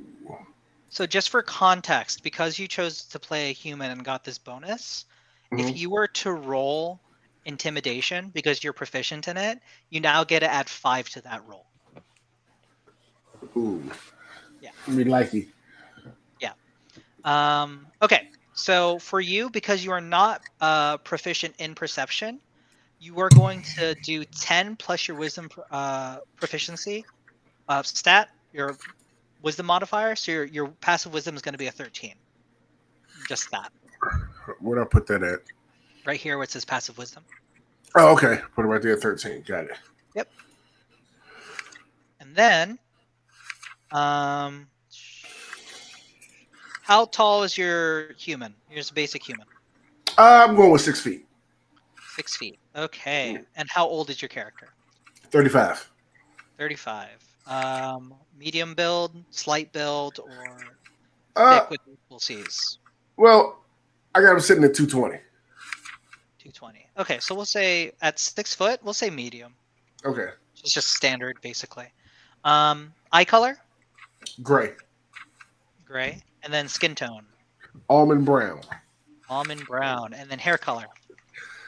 Black. Call me almond. I hate you, dog. Hey, I hate you. I know exactly what you did. I hate you. And for anybody who doesn't get that, it's okay and it's not worth going into the reference, but I hate you right now. I love you, bro. You're so stupid, bro. Call me almond. Call me almond. Okay. Almond brown. Okay, continue. Okay, so your character's speed is going to be 30 feet. All right, 30. Oh, you put it there. Okay. Man. You can put 30 feet right here. Yes, sir. Also, right here where it says race, and you got to do this too, Gage, for whatever your specific one was. I think you said drow. For you, you're going to put human sin. And then you can put your character, your player name too. So, right, I did that. Yeah, I did that. okay, dope. And then languages. So right here, armor, weapons, tools. Yes. You're going to do languages. Mr. Snugglesmose. You do common. Knocked out the ogre. Okay. And then you get one other language. I will tell you right now, I don't have the intention of throwing any like crazy languages at you, unless it like is entertaining and there's a fix that I have in the game for it. So you can choose Elvish because you have 2 Elvish party members, so you can actually communicate with them, but you don't have to. Your character could have like hung out with orcs, or you could be like the one person who speaks Goblish and then have this hilarious thing You know what? Yeah, I'm gonna go with goblins just in case a goblin says some crazy racist shit. No, I'm just playing. I'm just playing. No, just goblin would be funny. Yeah. So you human scum. So what we can do, what we can do with that is that when Frost's character mistranslates, there's then going to have to be a thing of deciding who's telling the truth. So that could be very. Yes, Marcus, that was a Martin joke, bro. Yes, that was a Martin joke. Okay, so I'll go with goblin. That'll be funny. Okay, dope. We're gonna stop there because there's a lot more stuff to do. But I'm trying to get everybody kind of at the same place. No, perfect. Yeah. So, Z, how do you feel? Hello. Oh my gosh, Vicious, you are doing too much, brother. Hey, how y'all doing? It's time, man. Okay. So walk me through it. So you're gonna be a druid level 3. You're gonna be a what kind of elf? So my heart wants me to be a moon elf. Okay. I don't. The high elf. It's a high elf. Oh, okay. It's like a moon elf. Listen, you just no. You broke my brain for a half second. I was like, what? We're gonna do wood elf because it's helpful to my character. What is just know that in my heart, you're like, I'm min-maxing these character right now. I saw that coming. The minute you're like, I study, I was like, she's gonna min-max. I know it's happening. She's like, let me get these stats as OP as possible. We are taking notes here. No games. Yes. All right. So you're playing a druid. Yes. Let's make sure you're filling your stuff out right. I feel like you have a handle on this. Like I trust, but let's see how it goes. Okay. Okay, so quick build says wisdom should be your highest, followed by constitution. So what are your numbers here? Just so I know. Both of those are just set at 15. Okay, wisdom and constitution are at 15? Yep. Okay, and what are your other ones? Strength is 10. 10. Dexterity is 11. 11. Intelligence is at 12. 12. And charisma is at 12. 12. Okay, so what you're going to do here is strength and dexterity are going to be zeros. Okay. Constitution and wisdom are going to be +2. And then intelligence and charisma are going to be +1. Nice. Because I don't like minuses. Yeah. So because I'm the same way when I build a character. I'm like, I will sacrifice a plus as long as I have nothing in a minus, because that's the one time that it will screw me. Okay, so your hit points is 8 plus your constitution modifier. So you do 8 plus 2, so you're starting at 10. And then go ahead and add 16 to that. So you'll be at 26 because you're starting at level 3. So that's my current is... Yep, your max is 26. Yep. Cool. Okay, proficiencies, did that make sense when you were writing all those down? Light armor, medium armor, shields. I'm sorry, where is that? Where it says class features, and then underneath it says proficiencies. So you're going to write armor, light armor, medium armor, shields. Okay. Oh, and then the other thing is no metal. Right. Got that. Yep.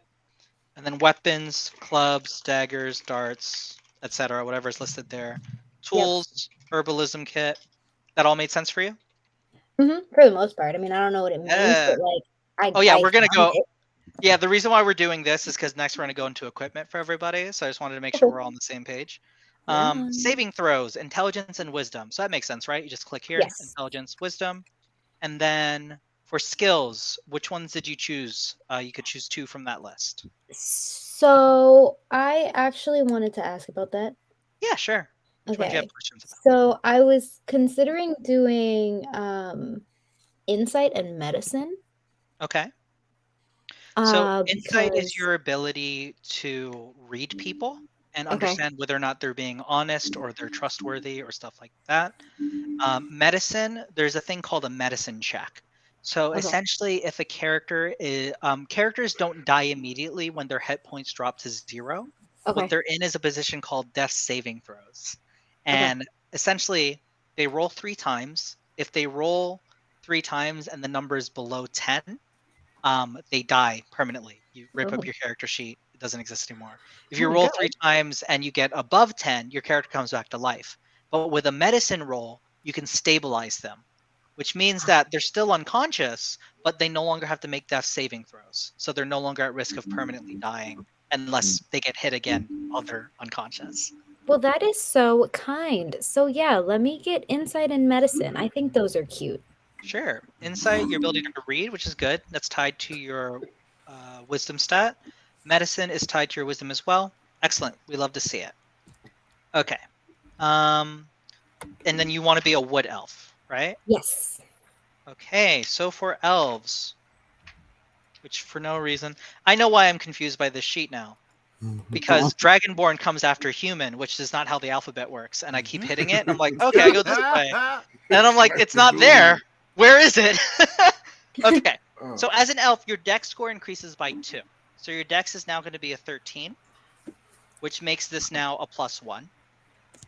13, so +1. Cute. Your age, I know that, I don't know if you want to be related in world, but I know Gage's character is 113. So, well, to you? I just went for 25. 25. So I want to be so clear. I want to be so clear here. You are at the maturity level, like you've matured. Physically, you are 25, but I want to be so clear. Within the world of elves, you are a child. Like You're you are a baby. not given the esteem and respect. You're a newborn. I'm gonna be completely honest with you. That's how I with that? feel. That's Okay, cool. so we're here. Hey, I just want you to know it says 252, J Mark. That's old. I fixed it. Okay. Here's the other thing. I have like, if I had been a moon elf, I would have been 206. Oh, got it. But as a wood elf, I feel that 25 is appropriate. I'm just a baby. Yeah, I feel that. Baby. Okay, so height. Oh What my do you gosh, got? can I? We're gonna be carrying you around with your pacifier once again. Oh, I think Z just froze. Now we'll never know. All right, everyone, put your send your donations in. You're gonna finish Z's character. She's like, no. Okay, Z, what's your character height? 5'10". 5'10". Don't laugh at me. Don't even laugh at me. She said, "Let me live my fantasy. Damn, Let me live my fantasy. This is a fantasy That's what role-playing game role for a playing reason." is all about. Yeah, and I'm gonna have a British accent. I'm just picking Yes. we pick on each other. It's fine. Yes. But you're gonna speak in it while we're playing, right? Of course, darling. Okay. Okay. It is. Yeah. Okay. So, I'm gonna say this again. Day of the shit, game. my headphones. So this is why I do character voices. Some tables they do a motion and they're like out of character. I don't prefer that. I think it's a lot more fun to just have a very distinctive character voice that's different from your normal voice. Sure. So that if you mess up and you say something in your character voice, that's canon, baby. I'm gonna say you said that in real life, and the people you're interacting with are gonna respond accordingly. Oh no. So if you're trying to plan something with your party in your character voice and you're supposed to be quiet, everybody in the room heard you. Oh my gosh. Yeah. Okay. Eye color? I have hazel. Hazel. Skin tone. I put deep copper. Deep copper. Ooh. Hair color. Light copper. Light copper. Okay. We're going for a Claudine Wolf from Monster High kind of look. Okay. I'm not familiar, but you do you. Okay. Okay, so for features and traits, you see here where it says elf traits, right? So one of the things you have, first off, your movement speed is just 30 feet. Okay. You have a standard movement speed unless it... Nope, just kidding. You are a wood elf. It's actually 35 feet. Oh, nice. Yeah, you get an extra 5 feet. Yeah. I'm going fast. Real fast, Ricky Bobby. Okay. It's an extra long legs you have all of a sudden. You have dark... So dark vision is 60 feet. You don't have the superior dark vision that Gage's character has. So essentially what this means is that in darkness, your character can see everything outlined in like shades of gray. Right, no color. Up to 60 feet. Yep. Cool. Whereas other characters without dark vision can't see anything. You have keen senses. So you have proficiency in perception. So you can add that to, you can mark that here. Okay. See, that's where I'm at, Doctor Who. Doctor Who said, "I love my Yeah, she know. Fey Ancestry is advantage on saving throws against Charmed and Sleep Magic. So essentially, if somebody tries to cast the spell Charm on you, which basically makes you believe they're like your best friend and you'll do anything they say, you have advantage. So you can roll a second time to try to get out of being charmed. And the same thing applies if someone tries to cast magic to put you to sleep. Okay. Trance, all you have to do here is just write long rest equals 4 hours. Okay. Yes. And then languages, you're going to go to other proficiency in languages, and you're going to put common and elvish. Common and elvish. Elvish, yep. Also, I'm going to admit something here for the first time on a live. It takes so much strength within me not to make when people speak in Elvish talk in an Elvis Presley voice, because I think it'd be hilarious. Wow. I would just find it really entertaining. Elvish Presley. He's just kind of Elvish, you know. Got it. Just use a Johnny Bravo, you know. Whoa, mama. Okay. You get some extra weapons that you are proficient in as an elf. So you're gonna write elf weapon training here, just so that it's clear. And then under weapons, you're also going to add long sword, short bow, long bow.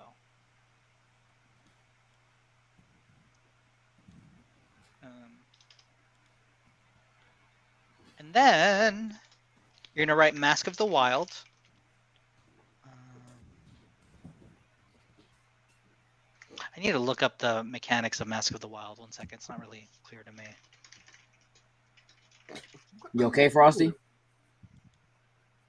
I'm trying to find anything I can on how to build a goblin. To build this, and it like no one seems to have like a clear like goblin build. Yeah. Oh, you gonna be the they're first? Like this your they make great the definitive one. Yeah, they make great fighters, but then like everywhere I look, everyone's like use this stat instead of this stat or this stat instead of, and I'm like, none of y'all are helping me at all. Yeah, because I'm about to buy this book. You need to know what's added for goblins, right? Yeah. Like what their natural character race. Okay, hold on. Okay, guide to building a goblin player in 5e. Okay, so as a goblin, you get +2 to your dexterity and +1 to your constitution. Con, yeah. You get dark vision. You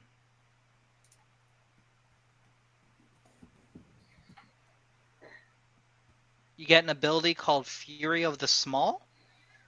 Yeah, that's when attacking a creature that's bigger than me, I get to deal extra damage equal to my aggressive little friend. I really, this is my ask of you, and it's up to you whether you want to do it or not. I really want the Goblish language to have the aggression of German, and I want your character to have the personality of a himbo, and no one gets it. I want that so bad. You're gonna have to clarify what's a himbo. Like golden retriever energy. Like I want your goblins to be saying like I love you, but when they speak it sounds aggressive and enraged and no one understands. You don't have to do that. Just know this is where my brain is right now. Oh my gosh, that so sounds excited so about fun. that. Like, can you just imagine this little goblin on a stage giving this heart-centered speech like, you are all the most beautiful. I've never had friends this loving and this kind. And they're talking to and everyone's just like... It just sounds like barking and disgusting. Like, I want this character to be like the most reasonable, level-headed, loving person in the party, but it doesn't work out. Oh, that'd be so fun with my character. Oh man. Like I said, it's up to you. I'm just throwing dumb ideas because this is the type of shit I think about on the fly. Okay, Z. Hi. So one of the things you have is Mask of the Wild. Okay. Which I'm gonna say it's not clear what this means, so I'm just going to say no disadvantage when stealthing in foliage, heavy rain, falling snow, and other natural phenomena. Because there's not really a description on what this means. In the book, it says you can attempt to hide even when you are only lightly obscured by these things. And I'm like, anyone can attempt to hide anyway. But Yeah. maybe they'll have disadvantage if they try. Or they'll have like, so I'll just say no disadvantage Okay. when you try. And if your other party members try that, they'll get disadvantage. Okay, because you are an elf, right here where it says passive perception, you can add your wisdom modifier plus your proficiency bonus, which is a +2. So your Okay. passive perception is going to be a 14. Passive perception is 14. Okay. Yep. And then your initiative, because your dexterity is a +1, your initiative is going to be a +1. Okay. Okay, so we're going to pause you there for now. Sure. And let's move on. Let me go ahead and save here. Oh, nope. That was a regular save, and now I'm going to have to deal with that when I open this up again. That's fine. I made a terrible mistake. Okay, C Druid. All right, here it goes. I'm going to open this up. It's going to say the same shit. Yep, I made a mistake. Okay. I made a mistake. Made a mistake. Jokes. You are you sticking with Paladin? Sticking with Paladin. Yeah. All right. What character, species, race are you going with? I picked, if I'm saying that right, is that Tiefling? Tiefling. Tiefling. Ooh. I really like that. I really like that. That was that first thing that I asked about, Sin. The demon born. Yeah. That was actually exactly the paladin I was building. Damn, I just love. Dope. Okay, a tiefling paladin. I'm so here for that. I think, weirdly enough, this is the first time I've heard of that. But I do want to check one thing because I'm having everyone start at level 3. Mm-hmm. Okay, it looks like Oathbreaker is not an option in the standard. You're fine. Because one of the characters you could, one of the classes you can play, or like subclasses as a paladin, depending on the rulebook you have, is an Oathbreaker paladin, which comes with its own things. That's not an option here, so we're not going to worry about it. But I do love the idea of you playing a tiefling paladin. I think that sounds very interesting. Okay, were you able to figure out your stat distribution, or would you like to go over it with me? Nope, we need to go over that. All right, no problem at all. I just need you. I need you to put in the same energy that you have with anime lore. Here we go. That same commitment. With wrestling lore. Wrestling lore. Okay, so really quickly. So just like everyone else, you're starting at 27 points to distribute. All of these on the left start at 8. Got it. And then all you're going to do is add from these 27 points to that 8, if that makes sense. Got it. Because you're playing a paladin, it says strength should be your highest ability score, followed by your charisma. Yeah, just keep it low. So if you want to do that, you can. But I will say, as a paladin, you are a tankier character. Charisma is directly tied to your magic abilities. Gotcha. So one thing you want to consider is whether or not you should have Constitution as well. So just things to keep in mind. Gotcha. But do you want to just follow along what it says here? Strength and Charisma? I'll go ahead and do Strength and Charisma and put those both at 15. Okay, those go to 15, which brings us down to 13 points left to distribute. And that makes this one a +2, and that makes Charisma. That makes Charisma also a +2. All of these numbers here right now can't go above a 15.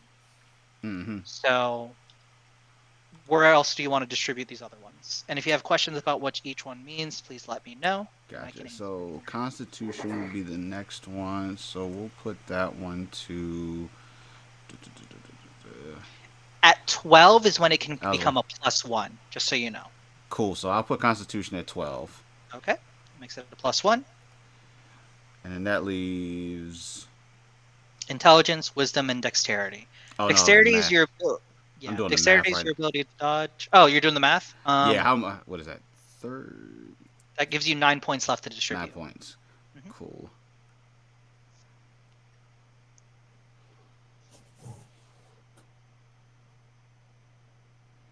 So I'll do dexterity. I'll put 4 there and make that 12. Okay. So it gives you 5 left. And then And just so you know, right now, intelligence and wisdom are both at a -1 until they get to 10. 10. At 10, it becomes a 0. Just so you know. And at least 5 left. So I'll do 3 on intelligence and 2 on wisdom. 10. Okay, that makes both of these a a 0 and a 0. All right. Going faster. I love it. Okay, so your paladin is going to be 10 plus con modifier for your first level, was an 11, but I'm starting everyone at level 3. So you are going to be at 31 for your hit points. 31, cool. You're a big beefy lad. Yeah. Or woman, whatever gender you want to play, honestly.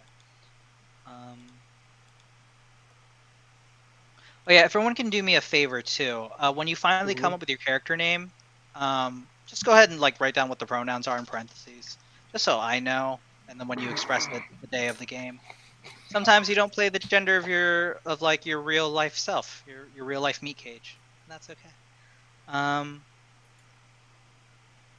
Okay, so for That's the meat proficiency. cage. Yeah, sometimes I call the body a meat cage. Don't mind me. Like it. Jokes. Armor. You are proficient in all armor and shields. Mm-hmm. Weapons, simple weapons, and martial weapons. Nothing in tools. No need to write that down. Your saving throws are wisdom and charisma. And your proficiency bonus is a +2. And then you get a pick 2 here: athletics, insight, intimidation, medicine, persuasion, and religion. Z has proficiency in insight and medicine already. I think one of y'all have proficiency in persuasion as well, just to keep in mind. Or no. Sin has proficiency in intimidation. Yes. In case you wanted to round out what you could do.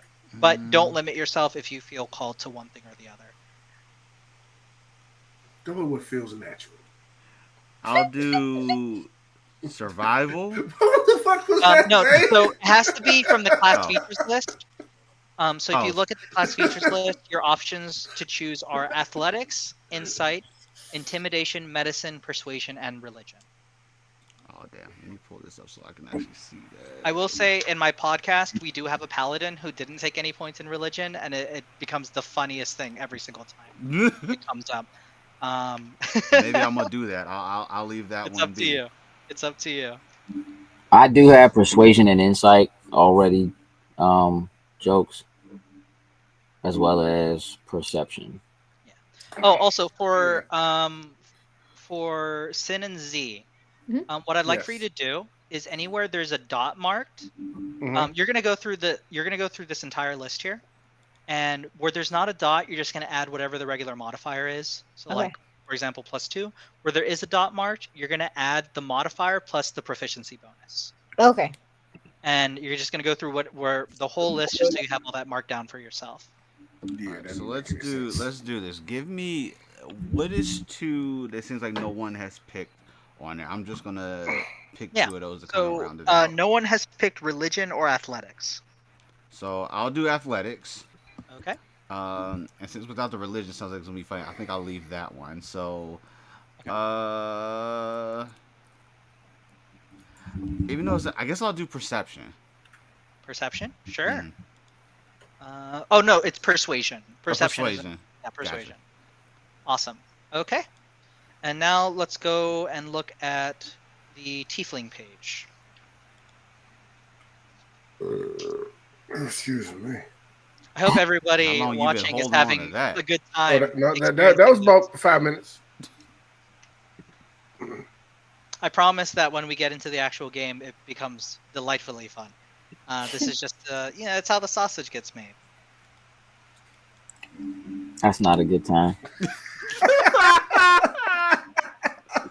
That sounds like the conversation yesterday. Okay, so, jokes. Probably that wrong, but oh well. As a tiefling, if you go on page 43, I think it's 43 for you. Yep, 43, and actually go to 40. Go to 44. You need to go on the next page. Okay. And then where it says Tiefling traits. Mm-hmm. Ability score increase. Your intelligence score increases by 1, and your charisma increases by 2. So your intelligence goes up to a 12, which now makes it a +1. And your charisma goes up by 2, which now makes it a +3.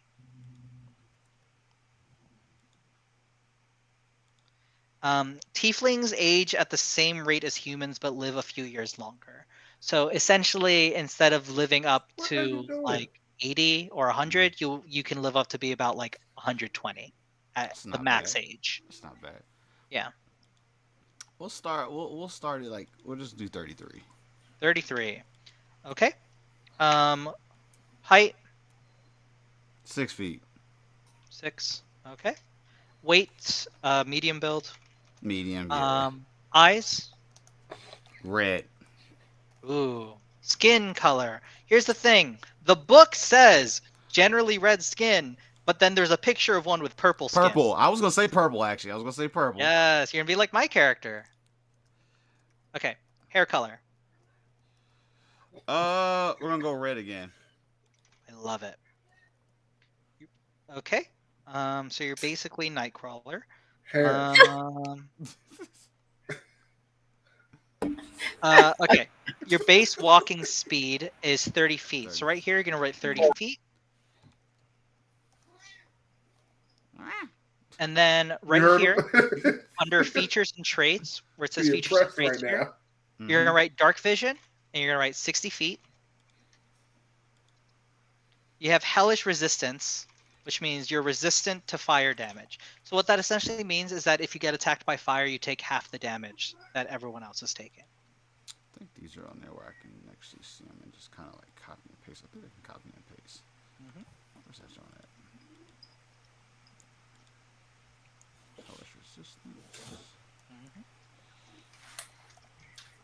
You're done. I gave you 3 snacks, bro. 3 treats. You good.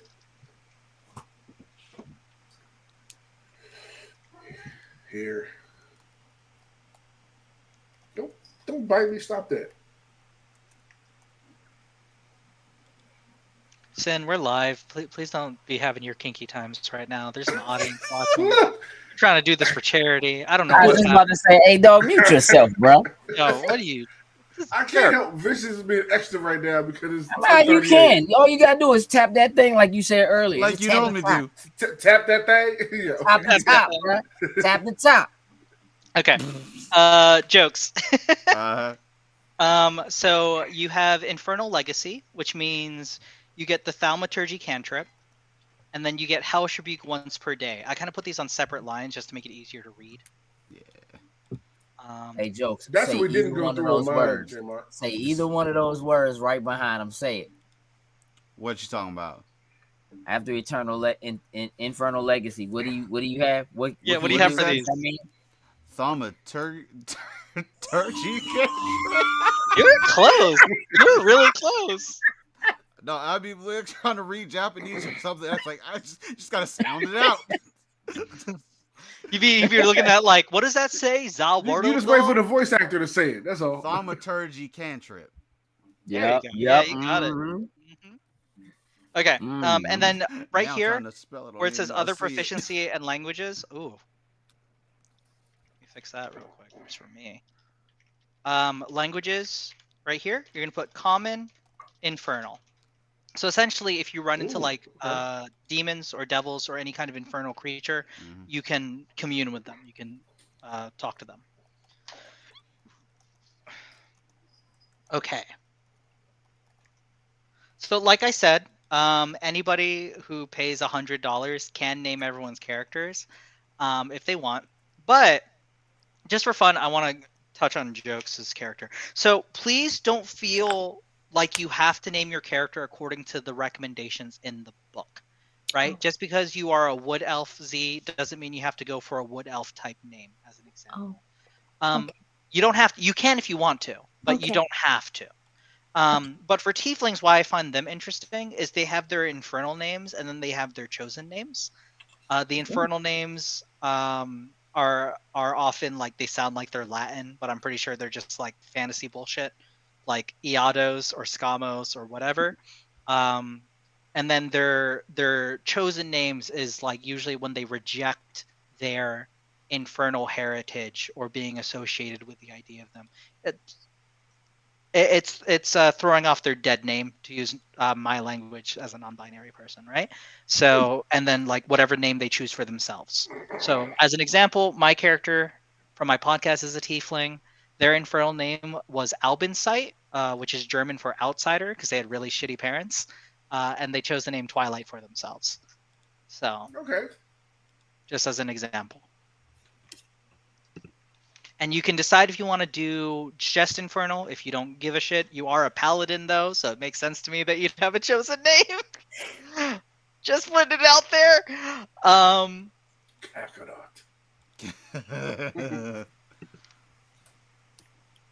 Do me a favor. Scroll down a little bit on yours. I just want to get the. Yeah, what are you looking for? No, you can Right be there. Kobe. You can be Toby, or you can be Kunta. Pick a jump.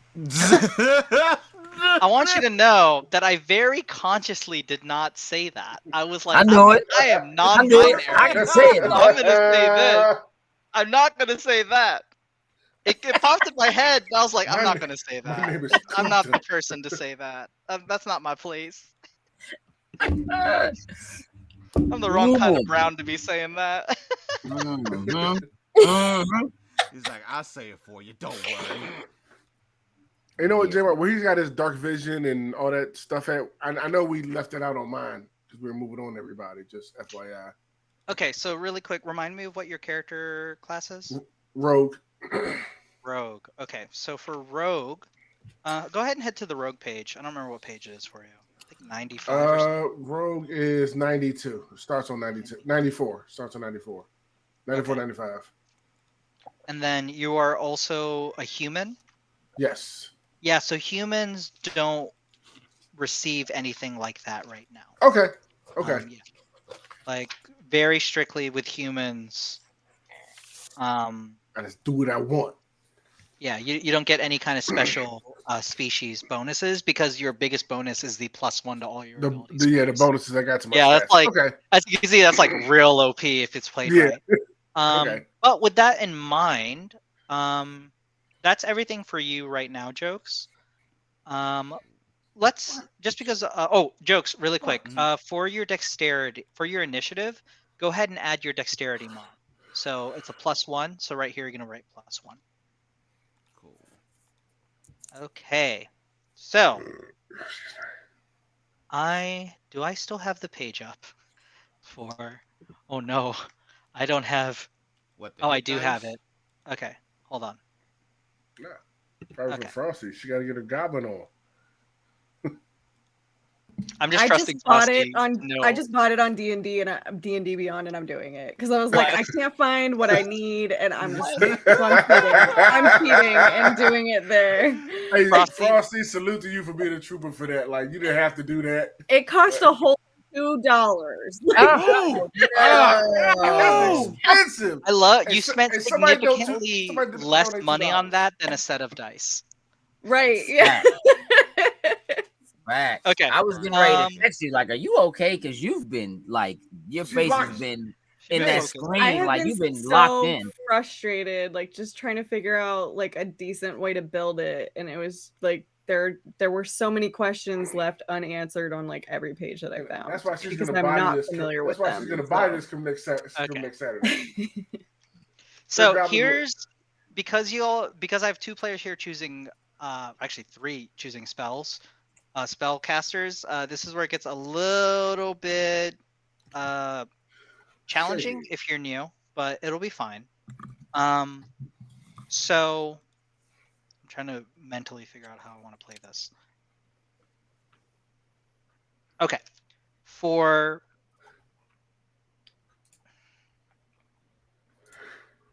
I'm just going to drop these links into the Facebook group because I think that'll be the easiest way to handle this. Okay, so this first link here is for Gauge.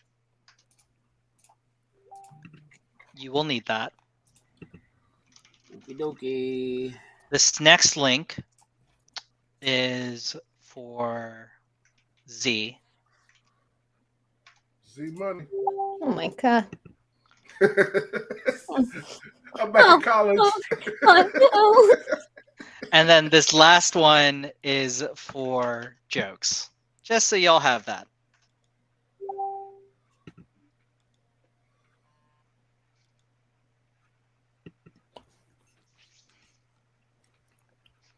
Hey, y'all faces. Okay. So Y'all we're faces. going to start Oh, with Gage because the sorcerer is a little involved, and so I want to make sure we walk through this steadily together. Okay. Yup. Okay. So as a sorcerer, you have something called what? you have something No, called Kansas. Hey, let me get my phone so I can take these notes. Nah, I'm reading the joint off of here, and I'm just like, I Okay. can't. It just Okay. reads it. Yeah. Yeah. So as Go ahead. a sorcerer, you have something called, and I can't believe this thing doesn't have a zoom. Oh, there it is. Okay. All right. Hold You on, have let me something put called this back in sorcerer's this. origins. Essentially, because your magic is innate to you, you have one of two origin points to choose where your magic comes from. Right. Does Okay. it come from dragon ancestry, Mhm. as in essentially the way dragons work in this world is kind of like Greek gods. They can transform into a kind of different species and then breed and then have children from that species. Right. So do you have a dragon ancestor or parent, or wild magic? Wild magic is essentially the source of all creation, which is inherently chaotic, and you are somehow tapped into that, and that is where you got your power from. Chaos So magic. do you want to have draconic roots, or do you want to have chaotic magic roots? They come with different things. Yeah, that's what I was going to ask. What's the benefit of one versus the other? Yeah. So essentially, for draconic magic, you gain the ability to speak, read, or write draconic, so you can talk to dragonborn characters or dragons in general. And you also, with that ancestry, you gain a kind of damage type that you, I believe, will get at level 3. Let me double check. Nope, that's not relevant to you because you don't get that until level 6. So you essentially just get draconic resilience is the only bonus you get for a one-shot. So essentially, physical traits of your dragon ancestor emerge. You start getting scales and stuff like that. At first level, your hit point maximum increases by 1, and it increases by, so you get +1 in extra hit point for every level. So you have 3 extra hit points. And then you also get 13 plus your dex modifier when you're not wearing armor. So that's the main thing. Wild magic is, I will say, a little more complicated, but it's up to you. But essentially, immediately after you cast a spell of a first level spell or higher, I can have you roll a d20. And if you roll a 1, something called wild magic occurs. Wild magic is essentially a chaotic effect that happens on a scale of 1 to 100, or from 1 to 100, that happens as a result of you not having mastery over your spells. So as an example, if you choose the wild magic background and you roll a 1, I get to roll a 100. And if you roll a 7 or 8, you cast Fireball as a 3rd level spell onto yourself, so you can hurt yourself really badly. If you roll a 100, you regain all of your expended sorcery points. So as you can see, different effects happen depending. So wild magic can make the game really interesting. Yeah, but we don't have that kind of time. We're only playing for 4 hours, so we're just gonna go with some with the dragon love. Okay, dope. And then so for that, all you have to do is extra rolling in math. I'm not with it. Yep, absolutely. So all you have to do is, which one's yours? I think this one's yours. Right here on your list, you're gonna write Draconic Bloodline, and I'm just gonna reset this because I don't have this one right thing. Okay. You write Draconic Bloodline, and then pick the dragon. Most people pick based on the damage type, but it's up to you. What? Okay, where am I picking dragons from? Right here where it says Draconic Ancestry on page 102. I don't want you to know that your pages don't line up with my pages, but if you Sure. give me a moment, I will figure that out. Sure. And I can actually make it very simple for you. I'm just going to give you damage type.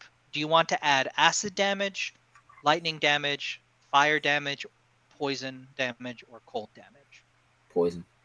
Poison. Awesome. So that defaults you to a green dragon. Oh yeah, that would have been. Oh, that that's would have perfect. been. Yeah. That was gonna pick anyway. Yeah, That's the right one, on- y'all. Yeah, that's right on brand. Okay. So draconic bloodline, green dragon, poison. Yep. And then under languages, you're also going to write draconic right here. And then on your sheet, you're also going to add draconic resilience, which means AC 13. AC is 13 plus Dex modifier. So AC equals 14 without armor. That's it. Very simple. All right. And we'll keep it at Draconic that. Resilience. Give me a second. Let me make sure I got that right. So draconic resilience. Mm-hmm.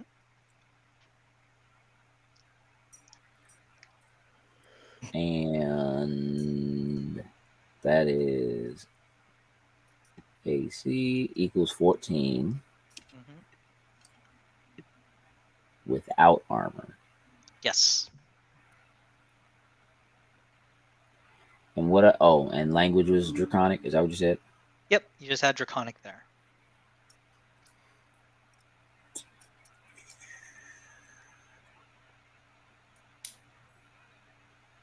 Got it. Okay, perfect. So, as a sorcerer, it's recommended, and I'm getting the sense, Gage, that you're just give me the recommended shit. So I'm just gonna roll with that for you. You don't have to worry about I mean, it. not necessarily, but like I'm not, I just, I'm trying to simplify it for time's sake and Sure. for the the length of time that we have to actually play on Saturday. And when you actually play, it's a lot less complicated. It's just like I said, Sure. the character building is a little bit of a challenge. Mhm. For your character, we're gonna pick your background, and then we're gonna go back and do your equipment. So backgrounds start on page.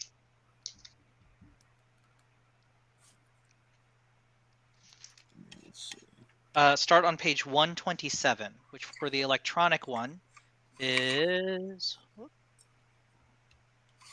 128 on the electronic one.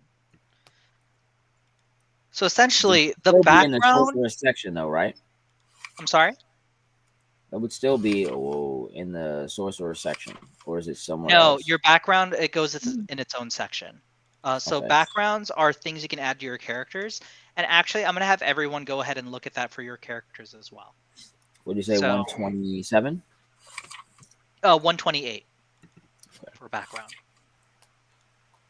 Whoa, that's like entertainer, criminal, Yep. charlatan. So you can see the Right. only thing you really need to look at that matters is where it says skill proficiencies, language, and equipment. So look at those and see which ones make the most sense for what are- your character. So just as to reflect, your character is a drow sorcerer. So they're generally from they're come from an area in the fantasy world as the Underdark. They're from the deep, they're from the dark, they're the outcasts of society. And they're a sorcerer, and as a sorcerer, they may not necessarily be welcome in society as well. So that can also inform. The reason why I say look at skill proficiencies, tools, and equipment is for someone like Z who's min-max it. So you're gonna want to see like which things will make my character OPAF in your case. Mhm. But in terms of if you're following the rule book, you can see here Hermit. You would gain proficiency in medicine and religion. You would gain tool proficiency in herbalism kit. You learn another language, and then you have this equipment that comes with your regular set of things that you would add to your equipment list. And then you also get a feature as well. All right, so hold on. So as an example for Yuzi, if you did go with the hermit background, you can actually trade medicine with one of the other proficiencies available to your character class as a druid. because as a hermit you get medicine, so you can choose a different one. Oh, I see. So it doesn't you like chose that, double yeah. up on those. It would allow me to pick another one and still have the other ones. Yep, another one from that list that was given for druids. Yep. Okay. So you want to do like an animal handling or something. What was Arcana again? Arcana is your ability to understand the magical roots and origin of a spell. So in this world, sometimes a spell is cast, or sometimes something happens, and you were trying to understand, okay, what kind of spell is this? And like more specifically, what school of magic does the spell come from? So Arcana would allow you to build that understanding. It also, depending on how high your roll, may, as the DM, I might be able to give you insight into how to dispel the spell, into how to counteract it, into stuff like that. Okay, so I think I'm gonna do that. I think I'm gonna switch out my medicine. I'll go with the hermit background. Sure. And then I'll switch out the medicine. Well, I guess I'll gain Arcana. Yeah, you'll gain Arcana. So let me go ahead and actually, I'm gonna share just while Gage is picking his background. Yeah. Okay. So you got Hermit, and I'm gonna go ahead and look at the Hermit page just so we can do this together. It's and so it's clear. 134. And 130. Thank you. You're and welcome. Jokes and Sin, go ahead and do this for your character too. You're gonna write the background here, and then whatever it says you're adding, you're adding. So you get skill proficiency. You're adding Arcana because you got medicine, and you also get religion as well. Okay. So those ones that you added, whatever number you wrote originally, go ahead and change it. So Arcana was probably at a +1 originally. Now that you're proficient, it becomes a +3 because you're adding your proficiency. Okay. And religion as well becomes a +3 instead of a +1 because you're now proficient in it. Okay. You add herbalism kit, which you already had, so it's totally fine. And you get another language of your choice. So you can do infernal, so that maybe, as an example, maybe you and Joke's character can have private conversations with each other, because for whatever reason you can speak that language. You can add Orcish, you can add Dragonborn, whatever you want. I will say not Goblish, because I want to just keep 2 characters possible who speak that, because Yeah. that way it removes the fun if everyone can suddenly communicate with this character. Yeah, no, that's so much more fun when we have. I don't know what would be. You know what? I'm gonna be 100% on. Well, no, wait, because Gage is an elf too, right? I am. Yes. Okay, so then yeah, let's go ahead and communicate with Jokes. Okay, so you want infernal? Yeah. Okay, perfect. And then you see here where it says feature discovery. So you're gonna write here, discovery. And then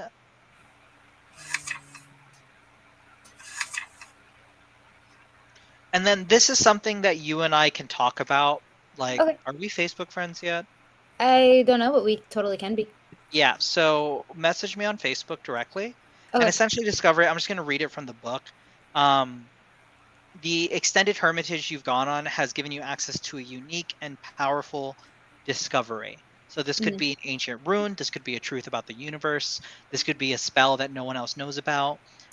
Essentially, it's just an interesting thing that adds some texture to your character, and that can directly impact the game that we're playing potentially. Okay.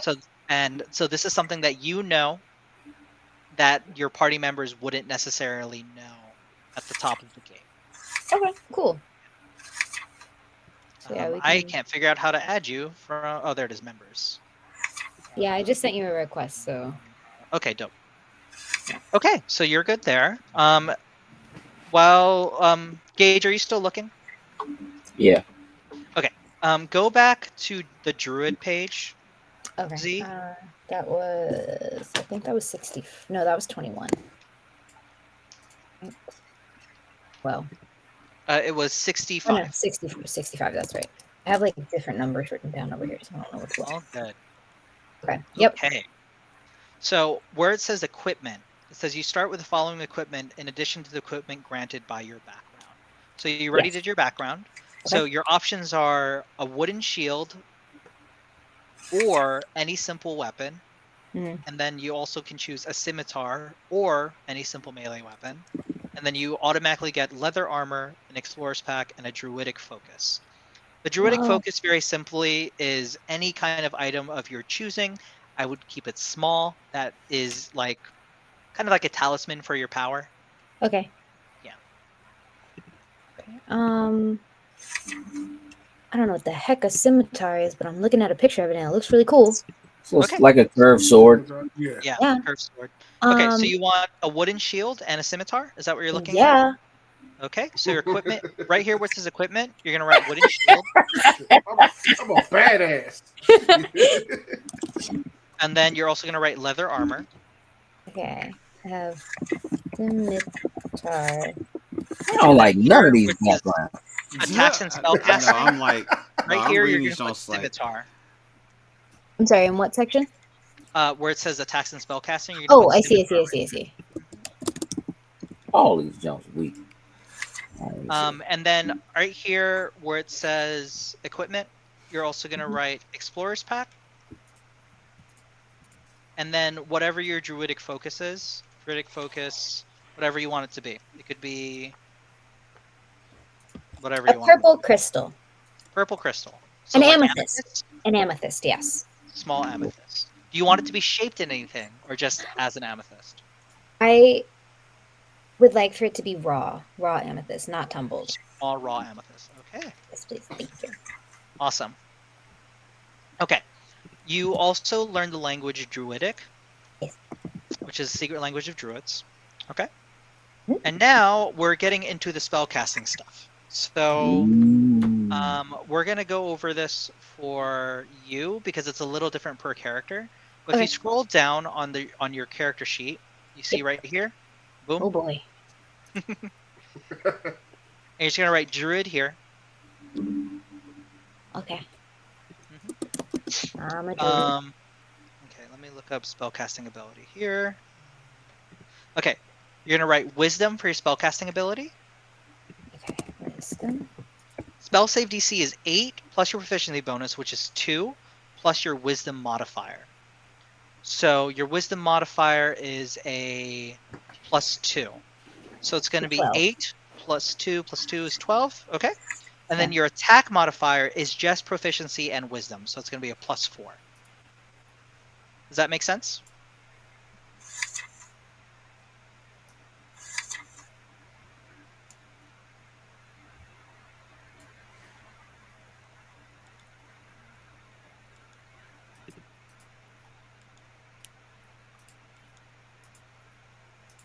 So +4.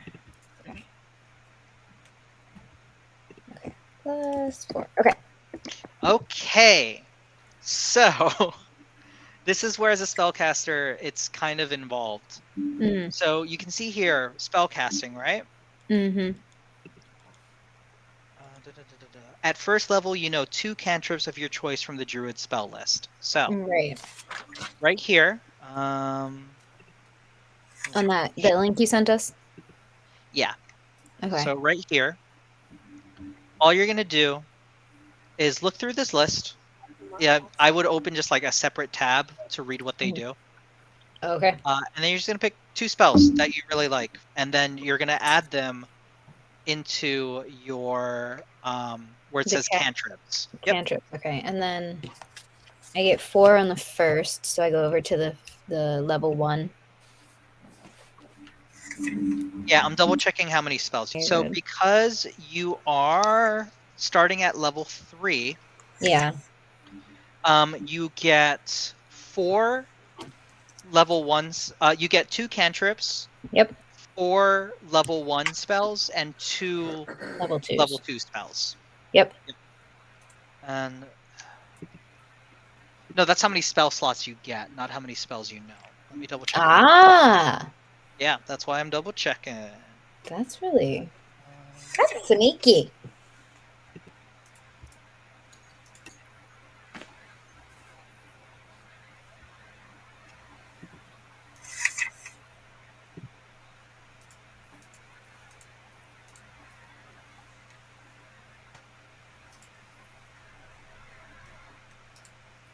Here it is. So the number of spells you can learn are equal to your wisdom modifier plus your druid level. So Wisdom mod- essentially, you only know 2 cantrips, Okay. but for your regular spells, you get to know a total of 5 spells. So Plus the you can, cantrips. plus the cantrips. Yep. Okay. Okay. So you can essentially say, if you are a 3rd level druid, which you are, you will know 4 1st level spells. Oh wait, with the wisdom of 16.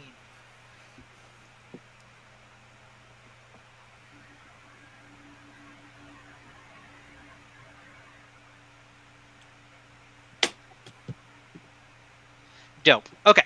So with the wisdom of what's your wisdom at again? My wisdom. 15? Yeah, it's 15. 2, 3, 4, 5. Okay, perfect. So you can know 5 spells at 1st level or 2nd level total. So my Okay. recommendation for you is go ahead and read, and then it doesn't matter what it is. It could be 1 level 1 spell and 4 level 2 spells. You can know 3 or 2, something like that. Just remember the amount of spells you can cast though before a long rest is 4 level 1 spells and 2 level 2 spells. Ah. So Okay, it's the question of if you know only level 2 spells, you could only do that twice, and then Right. you don't know any level 1 spells, so it's kind of a waste. So that's just one of the things to keep in mind. Okay. So that's just for you to look at, and then once you know what they are and how you're going to divvy them up, you just write them on your sheet. And also go ahead and write down the slots total.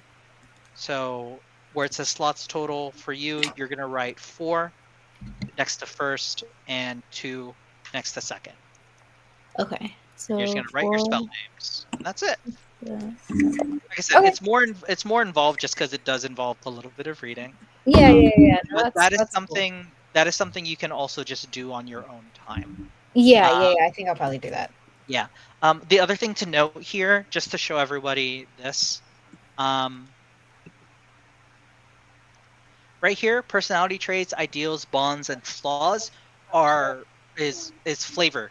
So if you look where it says backgrounds, you notice how they give you options. Like you can roll a d6 and then whatever comes up is what you use. You do not have to feel at all obligated to use that. You can come up with your own stuff. The only thing I say is what you write here ultimately, make it something realistic to your character's species and class and background. So like, for example, for you to be a druid wood elf, that was a hermit, it doesn't make sense that your flaw is you have too much money and that you're like that's a little weird. But maybe your flaw is that like you're abrasive, or it doesn't make sense that your bond is a rich aristocratic family, but maybe your bond is like that one person who happened to find you and was like your student, stuff like that. Makes sense. So that stuff you all do on your own time. If you ask that as you're fleshing out your characters between now and when we stream, please tell me, because that is all stuff that is going to inform what I put into the world of this game. Yeah. Sure. Okay. So basically what I'm saying is when you finish your sheets and you write down everything like the character, personality traits, etc., send them to me so that I can just have them on hand. And that way also, it's good for me to know, because sometimes I'll use your information to challenge you. Like, for example, I know at least 2 of you can speak Goblish. Maybe I'll separate you, and then the rest of the party will talk to a goblin and not know what the hell is going on. Because that could be interesting. But I also can use it to make sure I'm not throwing stuff at you that your characters can't handle at all. That wouldn't be fair. So it just helps to balance it out. I need to talk about equipment stats and I'm just trying to find the page. Give me a second. I'm gonna need help filling out the saving throw and proficiency things, because I'm not entirely familiar. Sure. I can help you with that soon. Give me a second. Okay. It can also be off this. So yeah, we can totally do that too. Okay, so Z. Yes. Your character has leather armor. So where it says equipment, leather armor, do me a favor and write down 11 plus Dex mod. Next to where it says leather armor? Yeah, put like a dash and then 11 plus Dex mod. 11 plus Dex mod. And then you also have a shield. Yeah. And then for shield, just go ahead and put +2. +2. Good. And so for your character, because they're wearing leather armor, you're going to do 11 plus Dex mod. So your armor class is going to be a 12 when you're wearing that leather armor. Okay. Armor class is 12. Yep. And then when you're in combat, if you tell me I have my scimitar and my wooden shield equipped, you get a +2 to your armor class. So then it becomes a 14 within that scenario. Does that make sense? Yeah. So as long if I have, so just in general, my armor class is 12. If I have my shield equipped. Shield equipped, it's +2. Yes. Cool. Okay. So let me double check. So where it says scimitar, and am I sharing my screen? I'm like, No. Grown. Okay, let me. Okay, where it says scimitar, Mhm. damage and type. You're gonna do 1d6 slashing. Okay, and for your attack bonus, I believe because you are proficiency and because it is a dex weapon, I'm pretty sure it's a +3. But let me double check. I want you to know that when you said slashing, I wrote a slash and then had to figure out it wasn't a slash. It was the word slashing, like, you know what I mean? Absolutely. Okay, so your attack bonus here is a +2. +2. Okay. So attack bonuses, and we'll talk about it when we actually get into combat, only apply to whether or not you hit it. I don't think it attacks. It adds to damage. Okay. Does attack bonus add to damage?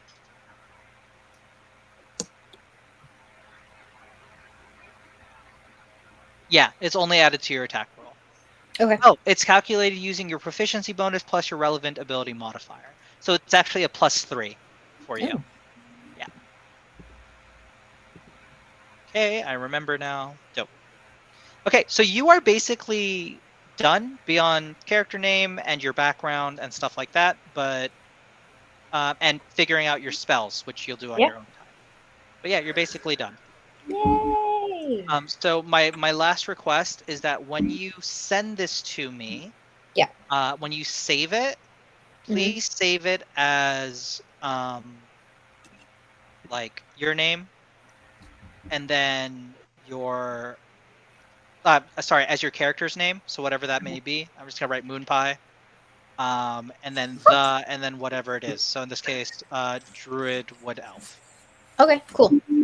Just so I can look at that very quickly. Because when we're communicating, you take that back. Because when we're communicating in game, I'll more likely be referencing all of you as your character names. All right. So remember what my character name is. Moon Pie. You just said it. My name is not Moon Pie. You take that You back. said it's Moon Pie. Or whatever. You saw he just put it in the document. It's Moon Pie. Mr. It's canon. It's I don't want saved. to hear it. Cuddles. It's a thing. It's Moon Pie. No. Okay. No. So, Gage, were you able to pick a background for your character? Outlander. Outlander. Ooh, let me look at that. I don't even know. That's what I originally thought, and I was like, I was struggling between the Outlander and the Sage and the not the soldier, the urchin. So as an Outlander, I decided on Outlander. Yeah. As an Outlander, you are going to gain proficiency in your athletics and your survival. So you're going to mark the dot for athletics and survival on your sheet. Athletics and survival. And then whatever number that you have there right now, add the proficiency to that number. So if your athletics is at a -1, instead it becomes +2, which makes it a +1. All right. So now. And then your wisdom's at a Well, +1. it's at a negative. My athletics is at a -1. So. Yep. So -1 + 2 or 2 - 1 makes it +1. +1. Yep. And then your survival will become a +3. Okay. Tool proficiencies. You are proficient in one type of musical instrument. So that's totally up to you. Within the context of this realm. So not an electric guitar, but a guitar, a lute, piano, harp. Oh, it has. Drums. Oh, okay. Oh yeah, nice. What'd you say, Sin? I said drums. You know it. You know it, bro. Absolutely. I'm proficient in the instrument of beatbox. Nah, yeah, drum. You could be. You could be, but I will expect you to beatbox in game. That's not a problem. We can do that. If you write beatbox, I will allow it. I will. Where do I write it? You're gonna put it under other proficiencies language. Go put tools dash beatboxing. That. You do get another language. So you already speak Common, Elvish, and Draconic. There's Orcish, Dwarvish. Do Halflings have their own language? I don't remember. Hold on, I'm gonna look up languages that you could potentially know in this game because there's a lot. Okay, yeah. So you could speak Dwarvish. You could speak Giant, which speaks to ogres or giants. You could speak Gnomish, Halfling, or Orc. And then there's other stuff, but we're not really gonna go there. There's Let's just go Giant. Giant, dope. Mm-hmm. You've seen some shit. Okay. That's what Outlanders do. You know what I'm saying? So, for your character, under where it says equipment, go ahead and write staff, and then you're just gonna list these down. Hunting trap, whatever trophy from an animal you killed. So you could say like tiger pelt, badger pelt. Badger? Take your pick. Man, the badger one of the most savage motherfuckers on the planet. Hey, They are. Straight Wolverine. Badger. Z, have you seen honey badgers don't give a fuck? Like yes. Oh yes. Yeah. Go look at that joint. It's so good. If this Outlander killed a honey badger, then like I ain't fucking with him. Hey, respect. Yeah, Nah, Game over. All right, so hold on. You said staff, hunting. You said what'd you say? A hunting knife? Hunting trap. Oh, hunting trap. Okay, out here trapping them. These traps out here in the trap. Do you want to put badger pelt? Yeah, It's that's up to fine. you. That's fine. he out here flexing. A set of traveler's clothes. Badger. And I a pouch containing 10 gold. Or 10 GP. Travelers clothes. Is that what you said? Clothes? Yep, a set of traveler's clothes. That's important. And 10 gold in a pouch. Yep.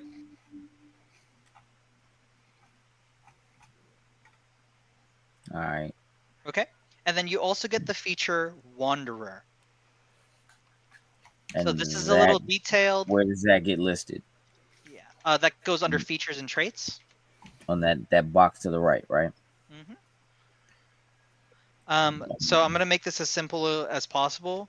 You always recall the general layout of any place you are in.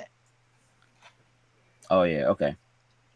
And you can find fresh food, find food and fresh water for yourself for 5 people? and up to 5 people every day.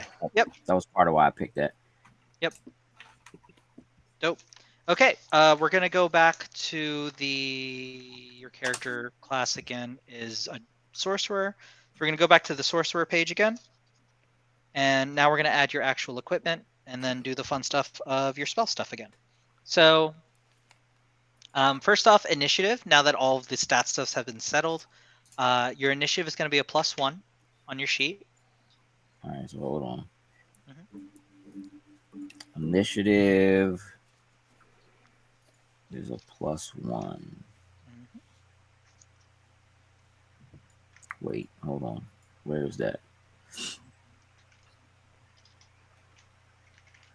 It stays a +1, or am I adding 1 to it? It's already a +1. Where it says the word initiative, it's just +1. If it's already there, you're good to go. Okay, yeah.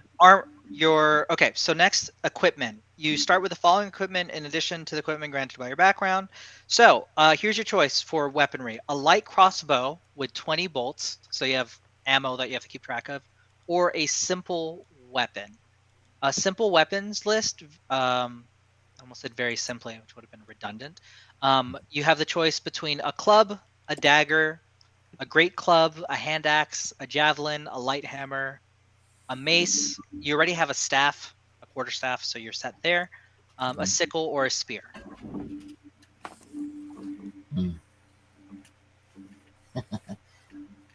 One more time, run that list down for me. Sure. I'm actually going to share it so you can just look at it. It'll be a lot easier. Okay. Give me 1 second. I lost the screen that we're sharing. Oh, here it is. Okay.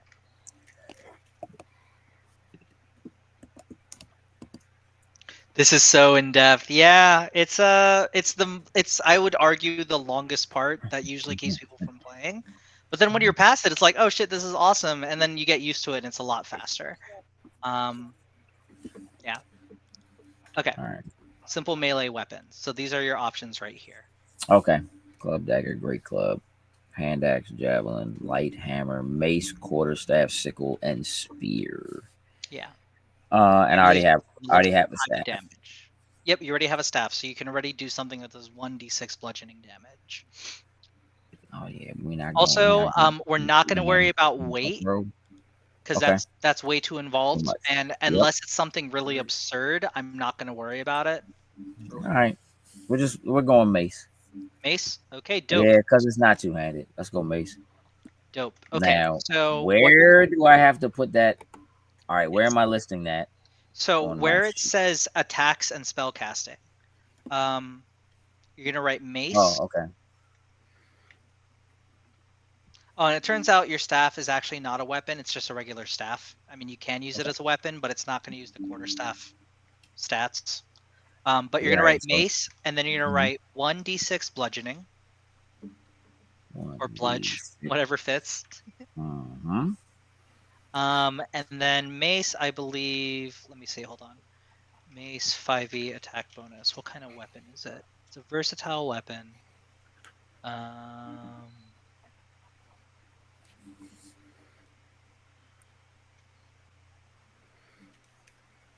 You look like you're doing math, Frosty. You good? Okay. Yeah. So your mace is going to be at a +3. All right, so I put that in the. Let me just make sure I got this. Am I writing this in the space below, or am I actually writing this where it says name? Am I putting the name of it? So name, you're writing mace. Attack bonus, you're writing +3. Damage type, you're writing 1d6 bludgeoning. Whatever it is when you're trying to write it. +3 and 1d6 bludge. Got it. Okay. Okay. Next one, a component pouch or an arcane focus. I'm gonna be real, go with the arcane focus. I'm just gonna make this choice for you. Because we're not fucking with spell components. There's like really deep D&D rule sets, and we're doing some homebrewing here because I don't. It's a one shot. You don't need to manage whether or not you have 5 feathers and a rat skull to do your shit. Oh, so hell yeah, I'm not with that. No. Just have an arcane focus. It's fine, and then that can be whatever you want it to be. So where do I put it, and what does that mean? It's going to go under equipment, and in the same way that Z had like a small raw amethyst, this is like your character's equivalent of that. So it could be a tiny rat skull, or it could be the badger, the skull of the badger you murdered. I don't know. Whatever works for you that you're using to channel your magic, essentially. Oh.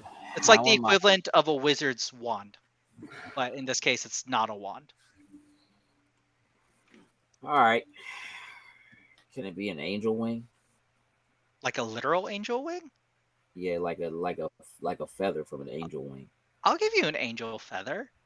We're gonna have to have a talk about where that came from, but yeah, I'll give you. Listen, bro. You out here in these streets, you know what I'm saying, wandering and outlanding. I'm just saying we're gonna have a talk about whether or not that was a gift or if you murdered an angel, because one is good and the other one has horrific implications. We're going with an angel feather. And do I have to put anything else with it? I just put angel, just type in angel feather. Type in arcane focus angel feather. Okay. Like I said, we got some horrific implications here, and that's fine. You also get in a Dungeoneers pack or an Explorers pack. It's essentially just like extra items. I don't think we need to go that deep, so it's up to you. Essentially, an Explorers pack, you get like a backpack and a bedroll, mess kit, torches, rations. A Dungeoneers pack, you get the same things. You also get a crowbar, a hammer, a tinderbox, 10 days of rations, stuff like that. It's like exploratory. If we were doing a longer campaign, it would matter more. I'm not as pressed about this for a one shot. So instead, we'll just say you also get 2 daggers. And if that works for you. All right. 2 daggers. Yep. So yeah, so you're gonna write that 2 daggers, and then I'm gonna have you write down the damage for that. So a dagger, does a dagger do damage? I would hope so. There it is. I found it. Okay, daggers do 1d4. So you're just gonna write dagger. And all right, this is in the box that says equipment, right? So where it says attacks and spell casting, you're just gonna write down what your dagger does. So name dagger. Okay. Dagger. Damage type is 1d4 pierce. 1d4 pierce. Like piercing damage. Mm-hmm. And then it's going to be a +3. All right. Also a +3. Got it. Now underneath where those boxes are, you're going to write dagger again. And Under you're the going to write. box, You're going to write range 20, 60. So essentially, daggers are one of the weapons that you can throw. Yeah. And you can throw it for 20 feet, or let me see how range works again. Yeah, because I'm like, is that 20-60, 20/60? What does that mean? 20/60. So essentially, you can throw a normal range of 20 feet for your dagger, or you can throw a long range of 60 feet for your dagger. Okay. Yeah. I like dash. That'll help me know better. So it's like you can throw it up to 20 feet or 60 feet with disadvantage. All right. And no matter what, you can't throw beyond that, is essentially what that means. So your equipment's all good. You're all good there. Let me read up how sorcerer spells work, just to make sure I'm on the same page here. Okay, so am I... Sharing. Yep, it's that thing again. Okay, so you're going to scroll all the way down here to this chart. You're going to write spellcasting class, sorcerer. Your spellcasting ability is charisma.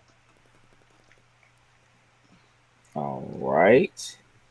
Your spell save DC is 8 plus your proficiency bonus plus your charisma modifier. I believe your charisma modifier is +3. Jeez. Okay, 8, 9, 10, 11, 12, 13. Right? Yeah, so your spell save DC is 13. Spell save DC is 13. Okay. And your spell attack bonus is +5. 13 +5. Yep. Okay.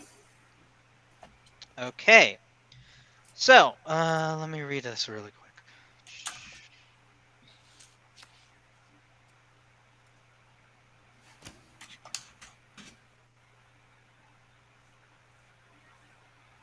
Literally, shout out to everybody who's still here watching. Thank you. Thanks for watching, everybody. Right? Honestly, the realist. Like not too long ago. You ain't lying. Doctor Who was like, this is so. Yeah. Yeah, I popped that up a little while ago. Yeah. Y'all are the real y'all are the ones. Everyone else is 2s and 3s.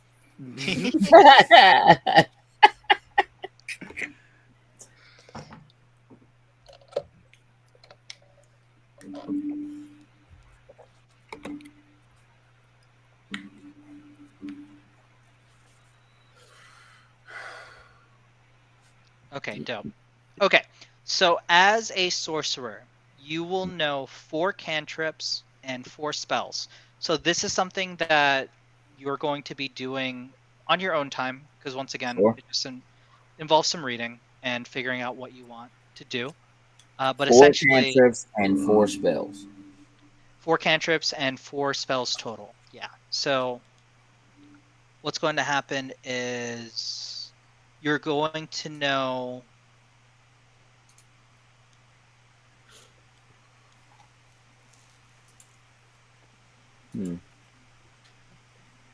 Hello.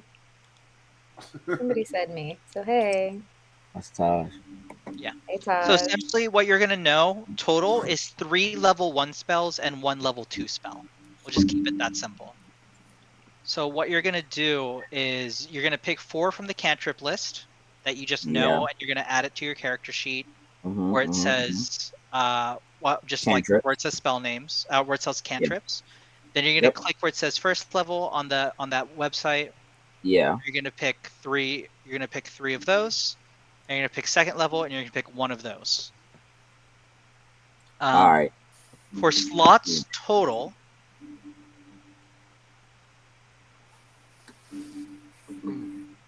Okay. 4, 3, and 1. For slots total, next to first, you're going to write 4, and next to second, you're gonna write 2. All right, hold on. Where are you? Where's that? Yeah, let me share the screen real quick. So for slots total, Listen, right here, why? Hey, listen, you've been giggling a lot tonight, man. I don't know if you just needed some sleep. No, bro. One, yes, I need some sleep, but like certain things you say, whatever, I'm completely feeling you on it. Okay. So He for said something, I'm like, yeah, what the fuck does that mean? I'm gonna be honest. I think out of everybody, Sin is gonna have the easiest job of character creating. Get it. So human. Get it. Yeah. Imagine So right being a here, human. slots total is gonna be 4, and then right here, All right. 2. And Right level there. 1 is 4. And just to Like mark SAT. this, like, yeah. Okay, 4 and 2. And once again, you can know 3 level 1 spells and 1 level 2 spell, and 4 cantrips total. And you're just gonna go through your list, and that's how you're gonna figure it out. All right. I'm just putting the dots in. 3 level 1 spells, 1 level 2 spell, 4 cantrips. You got it. Yep. And then one thing I want you to do, even though right now we're looking at Z's page, but just for you, do me a favor and go up to where it says features and traits, and just write +2. Just write sorcery points +2, and we'll cross that bridge when we cross it. All right. Yeah. Sorcery points +2. Got it. Okay. So the last thing is I'm gonna ask you a question, and I just want you to pick 2 of these things. Okay. All right, bet. Okay. Because you're level 3, you get something called meta magic, which is the ability to change a spell to suit your needs. So, for example, you can double the range of a spell that you're casting. Okay. You can make sure your spell doesn't hurt your friends. You can make a spell cause more damage. Okay. You can make a spell last longer. Okay. You can increase the... You can force somebody to have disadvantage on your spell, so you can make it harder for them to resist your magic. Okay. You can make a spell work faster. You can cast a spell without anyone knowing you're casting it. Or you can cast a spell on yourself and an ally. It's called a twin spell. And I'm picking 2 of these. Yeah, you pick 2 of these. So once again, you can... The last 2. You're not, the last 2? Perfect. The Subtle last 2. spell and twin spell. So what you're going to do Fake. is... What happened? Why you got friendly fire on, my guy? Hey, Z Money. What's Hey, up? nah. Right? You might need it. I'm Relax. just asking. You don't know how this co-op thing works, Z Money. You might need it. You don't. Yeah. Like what? So as an example for utility, one thing that happened in my pod, because we actually have a sorcerer in my podcast. They cast invisibility on themselves and they twin spelled it and cast it on somebody else. Like one of their allies. So that's an example of where that can be very useful. Like you might casting spells. It could be like if it was healing, if it was like if I need to cast like haste so that you can move faster, so that you know what I'm saying. Like I want the ability to be able to cast on my folks, man. So what you're gonna do? You know what I mean? Is you're gonna write here subtle spell, and you're gonna write one sorcery point. Hey, let me just say real quick, shout out to all y'all here who can type. No, I want you to know that's part of why it's taking so long. So you're gonna do subtle spell, one sorcery point, no movement or words to cast, and then twin spell is going to be. I think this thing doesn't want to let me type any lower. All right, hold on. I do need to head out. I didn't even realize what friggin' time it was. Yes. You're like, I'm having such a good time reading books. I know it's like for a one shot, but I just like he got me all up in this goblin. Like I'm so I want to do it right. This is gonna be. Yeah, but you can take that character and put it anywhere, can't you?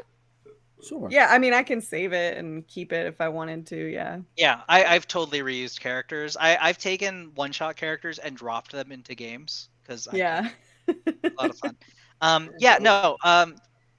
Frost, add me on Facebook and then just DM me because I know you had some questions and we can go over it sometime between now and then. I'm flying out to LA on November 1st. So if you message me before then, it'll be more likely I'll be able to respond because I got working you. while I'm out there. I appreciate you. I'm a novice when it comes to actually using this type of character creation sheet, so that's all good. It's good. It's kind of like in high school when they taught you how to do like the math the hard way and then taught you the tricks. So you're learning the foundations, right? Yeah. I'm doing it in reverse order. Yeah. Yeah. Awesome. But yeah, I'll see you guys later. Cool. All right, appreciate you. Thanks, Frosty. Okay. Tell your friends to donate. Yay. So that's the last two things. Does that make sense to you, Gage? Subtle spell, twin spell, cast a spell on self and another creature. And I'll say one sorcerer point. Oh, one sorcerer point. Yeah, so you can also do it or other creature. So it's funny. I'm kind of homebrewing this because twin spell doesn't work when you cast it on yourself. It's only if you cast fireball at someone, you can twin spell it and hit another person with it. Sure. I'm homebrewing it so that you can also double up on like utility spells on yourself and others. All right. So subtle spell says one, but twin doesn't say one. So. Right? Twin spell is still one sorcerer point. Yeah. Okay. So okay, so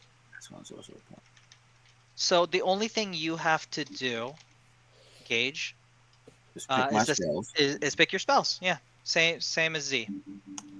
Pick your spells and then come up with your character's personality, ideals, bonds, and flaws, stuff like that. Yeah. Okay. Cool. Next, let's do Sin. Si, senor. Feels like I'm learning Destiny over again. I'm so impressed that y'all are just straight up chilling. Like, thank you, everyone. Thank you for hanging with us. It's the truth. I do want to ask everyone watching: is it like clear for y'all watching? I know it's a little harder when you're not actively doing it. When there's not that like I know when I was in school, I learned better doing than just listening. But yeah, like. We should have put a link in the joint and had everybody fill out a page. Right. Yeah, make your own character.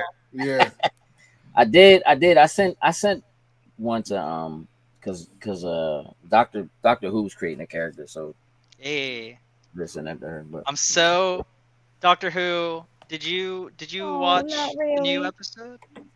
Because like, not really. Oh, did you watch a new episode of Doctor Who? Yeah, it just came out. I was very excited. The ending, I was shook. I was like, "That's how they're doing this? All right, let's go." Okay.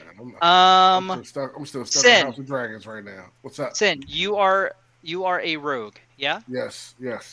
Okay, let's get you complete here. Let's get you done. Okay. Did you pick your character background? Criminal. Criminal. Okay, did you add the stuff from what it said in criminal in there? I did not. Okay. So criminal, what you're going to add is first I have to find the page.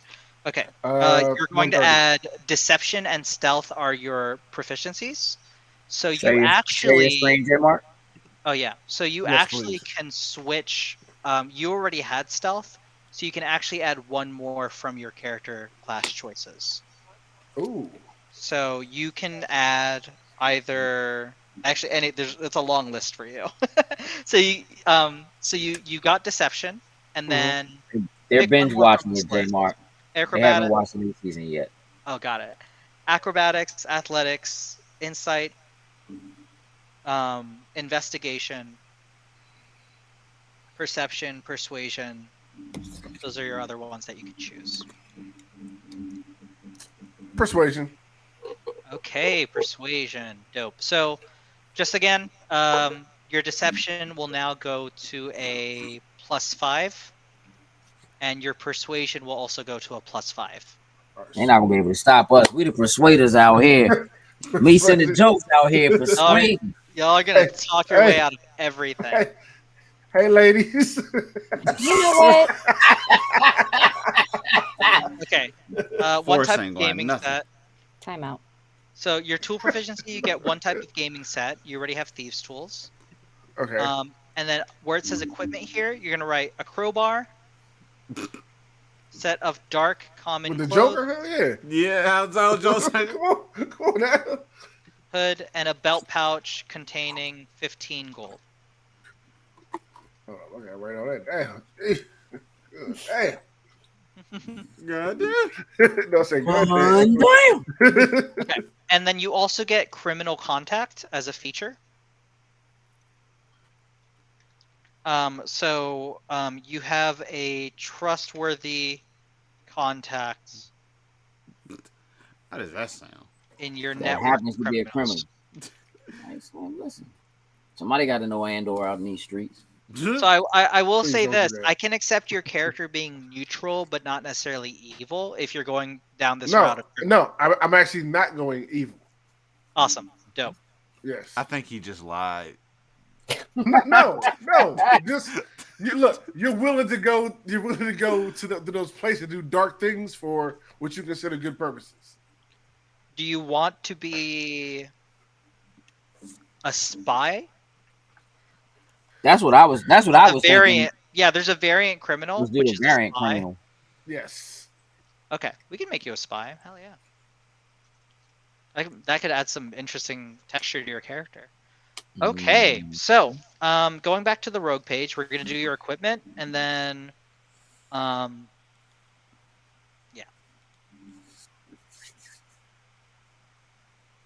Okay, so equipment. You get a rapier or a short sword. Which one do you want? Short sword. Short sword, dope. Mm-hmm. You also get a short bow and a quiver of 20 arrows, or another short sword. Which do you prefer? Short bow. Ooh. Okay. And I'm gonna write here, short bow, 20 arrows. Okay. Burglar's pet. We're not gonna worry about that. You get I leather. just want to make sure I say out loud that Sin just gave up the option to dual wield. You're right.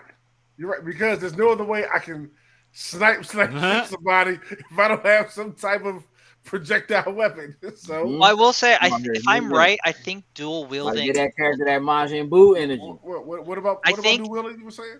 I'm pretty sure dual wielding is an ability, so you would be actually fighting at disadvantage with your offhand. Oh, Okay, cool. so I So made the right Sorry, choice. you Yeah. can't be Kirito. yeah, you can't Hey. beat Kirito, and it's a terrible anime anyway. Oh, I said it. I like What? it. Shit. All right, yeah, we're done Let's with this. start the fight. We're doing I don't give a season shit. nine. We're done. I don't give a shit. I said it. It's not good. I'm sorry. I like it. Don't be sorry. Everyone ranting about Star Wars Rey, Mary Sue ain't talking about Kirito, and also like the weird incest plot line. Like we didn't need that. Wait, what? Wait, what? Whatever. Yeah.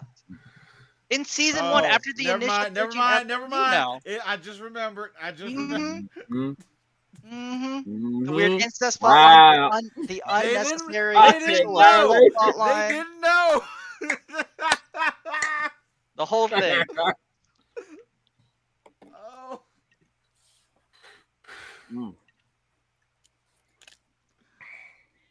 I said it. Anyway, also for equipment you get leather armor, which has the same stats as Z's, so 11 plus Dex mod. Josh is upset. I'm trying to get all this down. He'll be all right. Just leave him alone. He'll be all right. Mm-hmm. Science, you look like you're studying. You good? Huh? You look like you're studying. Are you good? Oh yeah, I'm going through my spell list. You're moving around too much. Got it. My bad. You good? I'm trying to get it all down and. Okay, let me hold on. I gotta zoom out. That's part of the issue too. There we go. So your leather armor is 11 plus your Dex mod, and then you also get That's thieves where I was tools. at the pouch. 10. Hey, does this spell list tell you exactly what these spells do? Yeah, so what you want to do If you is you click on want to click Alright. on them to read them, or you can open a new tab, which is usually easier. You might want to do it on your actual computer. Yeah, it's I going to will. be a lot easier to do it Yeah. on your actual computer. Yeah, I'll bounce it there momentarily. I'm gonna go. X mod. These tools. Ah. Your thieves tools are what allow you to like steal and do all that Right. stuff. Like your lock picks and stuff like that. Okay, so hold on, I'm trying to find something. I can't find it, so we're just gonna stick to this. Okay, so words. Short sword. Yes. Okay.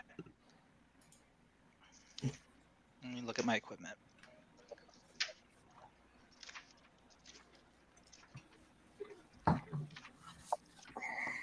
Where's the equipment list? Okay, so your short sword is going to be 1d6 piercing, right here. 1d6 pierce. Mm-hmm. And then the attack bonus, it is a dex weapon, so you're actually, and you're proficient, so you're getting a +5. That's fine there. Mm-hmm. Your short bow is also 1d6 piercing. Okay. And it is it's a two-handed weapon. So what you're gonna do here, where it's a short bow, you're gonna put 20 arrows. Range is 80, 320. And then two-handed. So you can fire your short bow at 80 feet and then up to 320 feet at disadvantage. So at basically anywhere from 81 to 320, you can fire it, but you have to roll at disadvantage, is what that means. And then your short bow attack bonus is a +2. And then your dagger is 1d4 slashing, or piercing also. And then the attack bonus is a +5.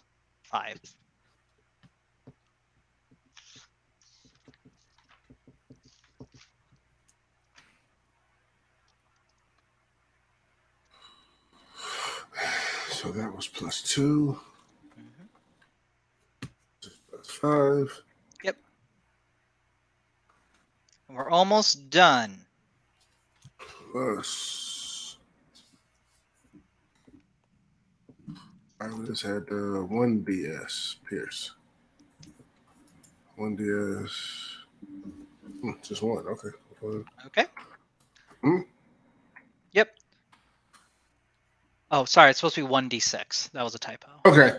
Yeah. 1d6 again. Got it. Yep. D6 again. Okay. So, as a rogue, you get expertise. So which of your 2 proficiencies that you are already proficient in? So these skills here that you have dots next to, you can pick.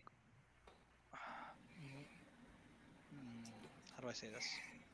You can pick 2 of these to become double proficient in. So instead of a +2, you get +4, or you can do it with your thieves tools as well, and then choose one of them. So basically, for example, your persuasion's right now at a +5. Instead, it would become a +7. So I can pick 2 of those to get that too. Yep. All right, so I'm gonna do acrobatics. Okay, acrobatics right now is at a +5, so now it will become a +7. Yep. Right, so let me put +7 under acrobatics. And persuasion, intimidation, acrobatics.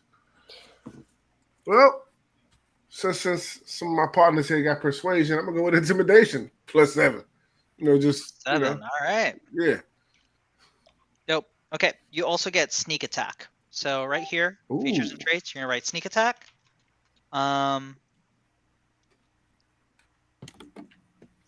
Sneak attack. So let's put that there. Expertise. Deal extra 1d6 damage if you have advantage on the attack roll.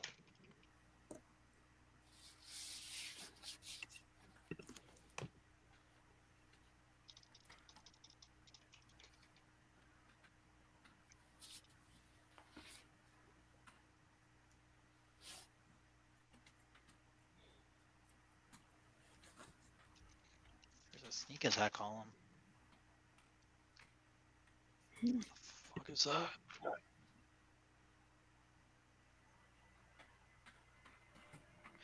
Just kidding. You get 2d6 because you are level 3. 2d6 attack damage. Okay. Or if target is within 5, if another target is within 5 feet of your first attack. So essentially, if you are attacking somebody from behind, you get advantage because they don't see you. And you get an extra 2d6 damage you can do to them. Or if you have 2 people in front of you and you attack the first one, the second person, when you attack, when you attack, you can add that 2d6 if they aren't focusing on you. Okay. Under languages, you have thieves can't. So this is a specific language for thieves. So essentially, think of it like secret, just like secret code or whatever. Person like Brad Pitt and Fight Club. Yeah, basically. Yeah, that's a good way to think about it. Hey, J Mark. Yes. Annie's asking, do we get a plot hook for what the campaign is about? Do we get a plot hook for what the campaign is about? I would love to give it to you, but I'm gonna be developing the plot now that I know everyone's characters. Oh, okay. You're gonna build it around us. I'm gonna build it around y'all because I want to make sure that I want to hear the trailer for it. Oh yeah. Hold on, I haven't done this in a while. In a world where the Loading Snacks crew puts together their characters. No, they're getting ready. You're gonna have to go a little lower, together, a little deeper on the vocals. Yeah. In a world where a group of idiots come together and they decide to try to change everything. Okay. Your character is gonna get cunning action. Okay. Which means take a bonus action during each turn in combat to dash, disengage, or hide. So essentially what this means is you can attack somebody and then run away. or hide immediately after you attack them. Shank, run. Okay. That sounds about right. The last thing is you get a roguish archetype. I will say this. Arcane Trickster will make this night go much longer. So I'm going to give you either Thief or Assassin. Which would you prefer? Do you even have to ask that question? Go ahead and let him get his Ezio hood and put up right quick. Assassin. Assassin, dope. Yes. Okay, so you're going to write Assassin. When you choose this archetype of 3rd level, you gain proficiency with the Disguise Kit and the Poisoner's Kit. So under Tools, you're going to write Disguise Kit, Poisoner's Kit.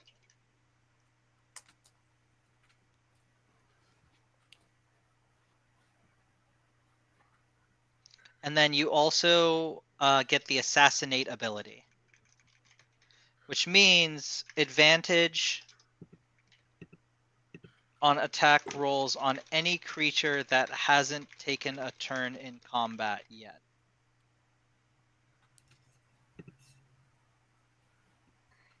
Plus, any hit made is a critical hit. So essentially what that means is that if you're in combat and let's say you move 3rd and there's an enemy next to you that hasn't attacked yet, you get advantage on an attack roll. So you mean you have double the chance of hitting them.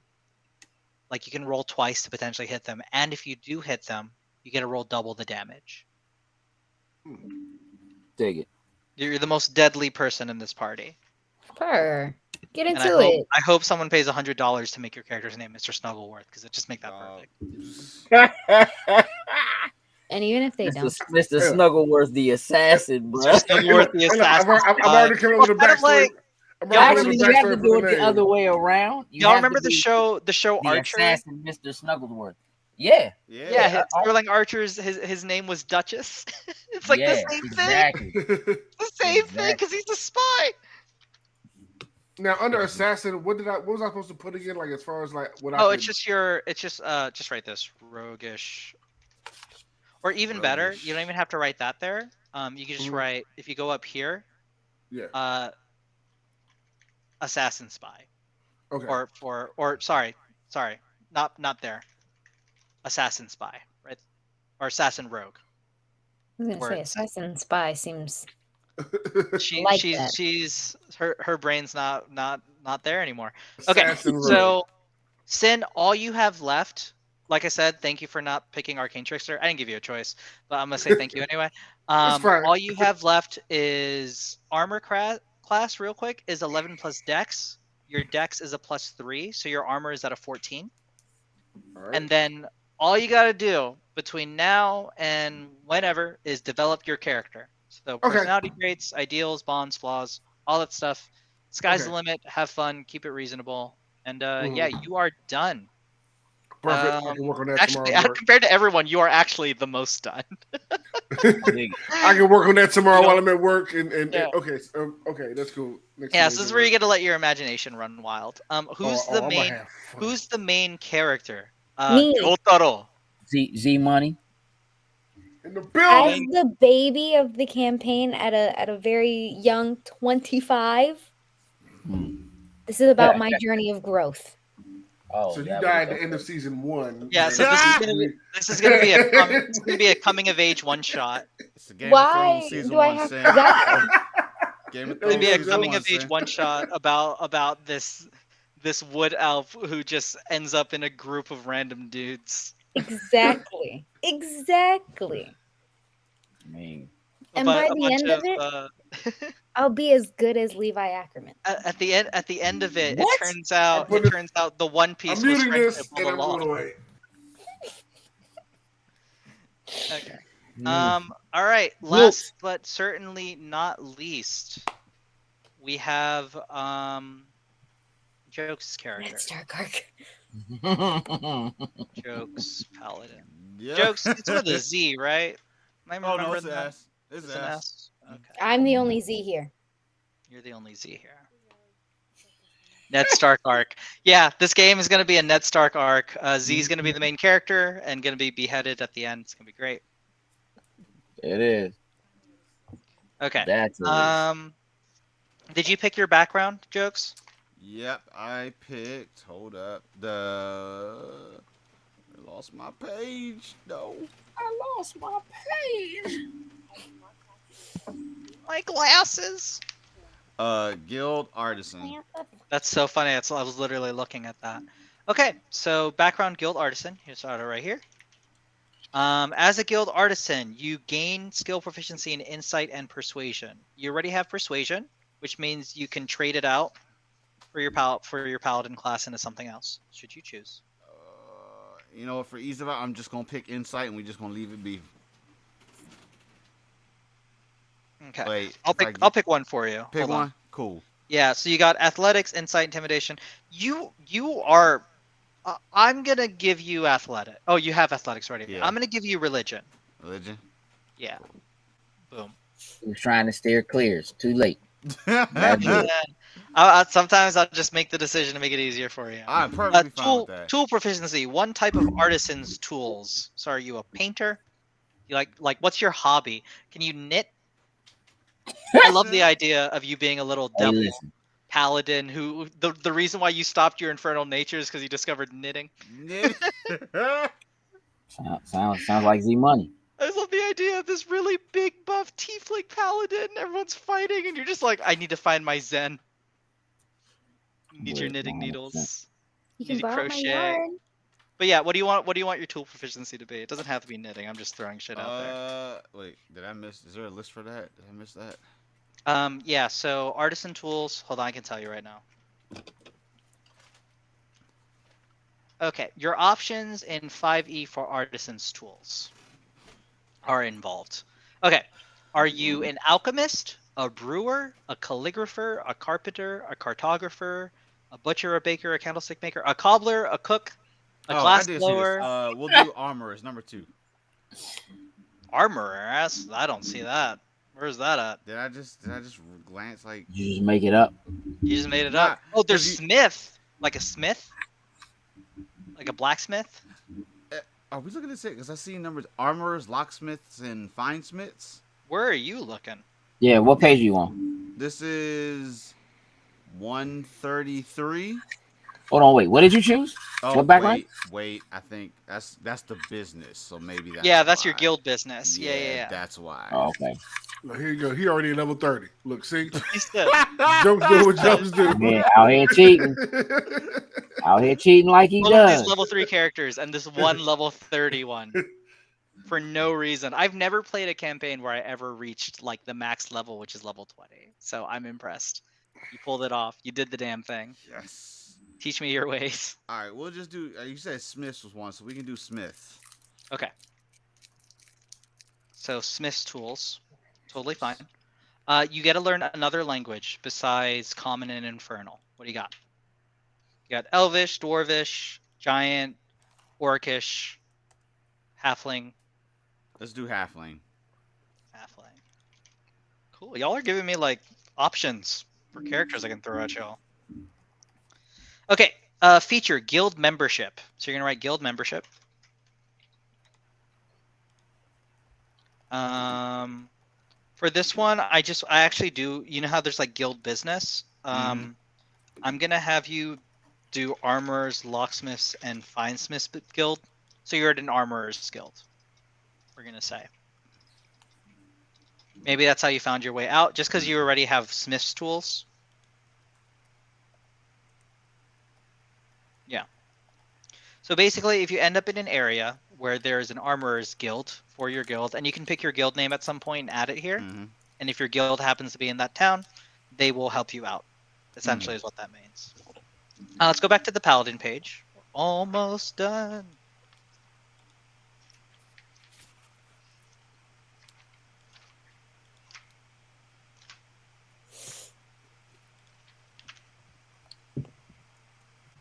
These spell lists are very.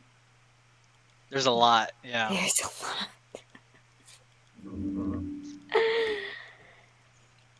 Okay. I don't need to be worried about these component thingies, do I? No, we're not fucking with components. I'd love to hear it. Nope. You have a focus. You have a thing of focus. I will say if we were at higher levels, I would require components because like I Okay. think one of the spells is like resurrection. I'm not just gonna give that to you for free. Oh man. Yeah. So like sometimes it depends on the spell, but for these lower level spells, it's not as much of an issue. Cool beans. Yeah. Okay. So equipment. Features and traits. You get divine sense.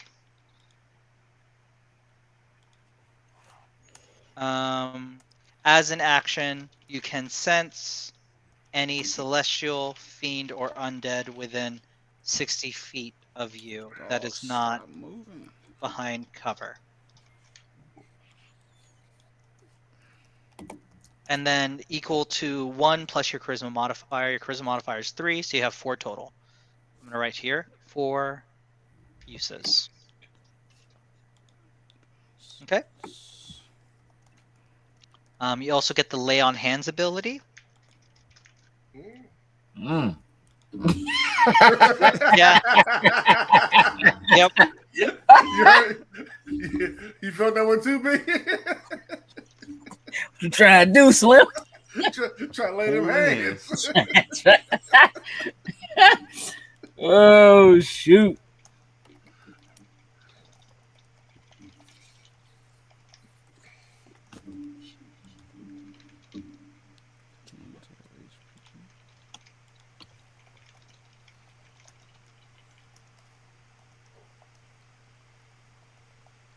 Okay, perfect.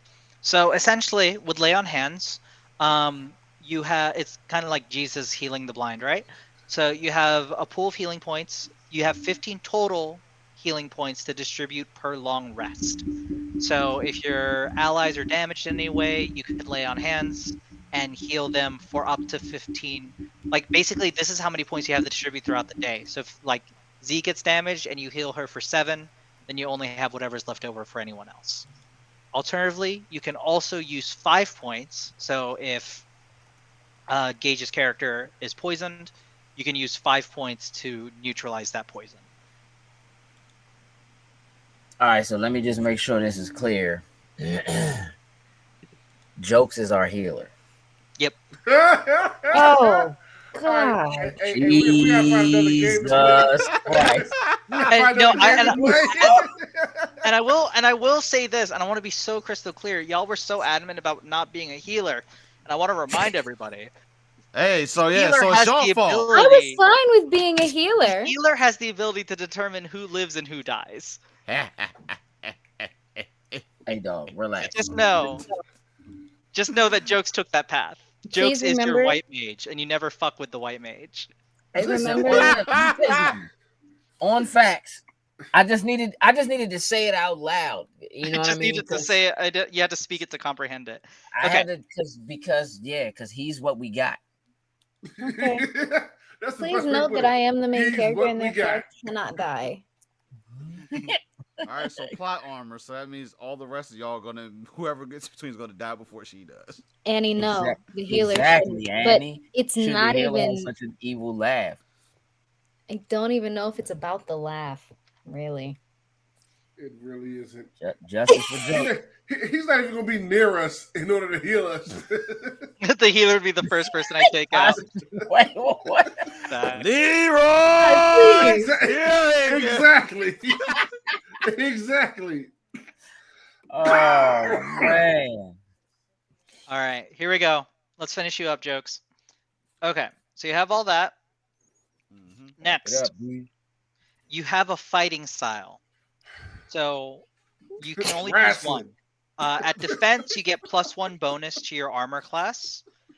At dueling, when you're wielding a melee weapon in one hand and no other weapons, you gain +2 bonus to damage rolls with that weapon. So essentially, if you have a sword and it's a one-handed sword, you get +2 damage if you choose dueling.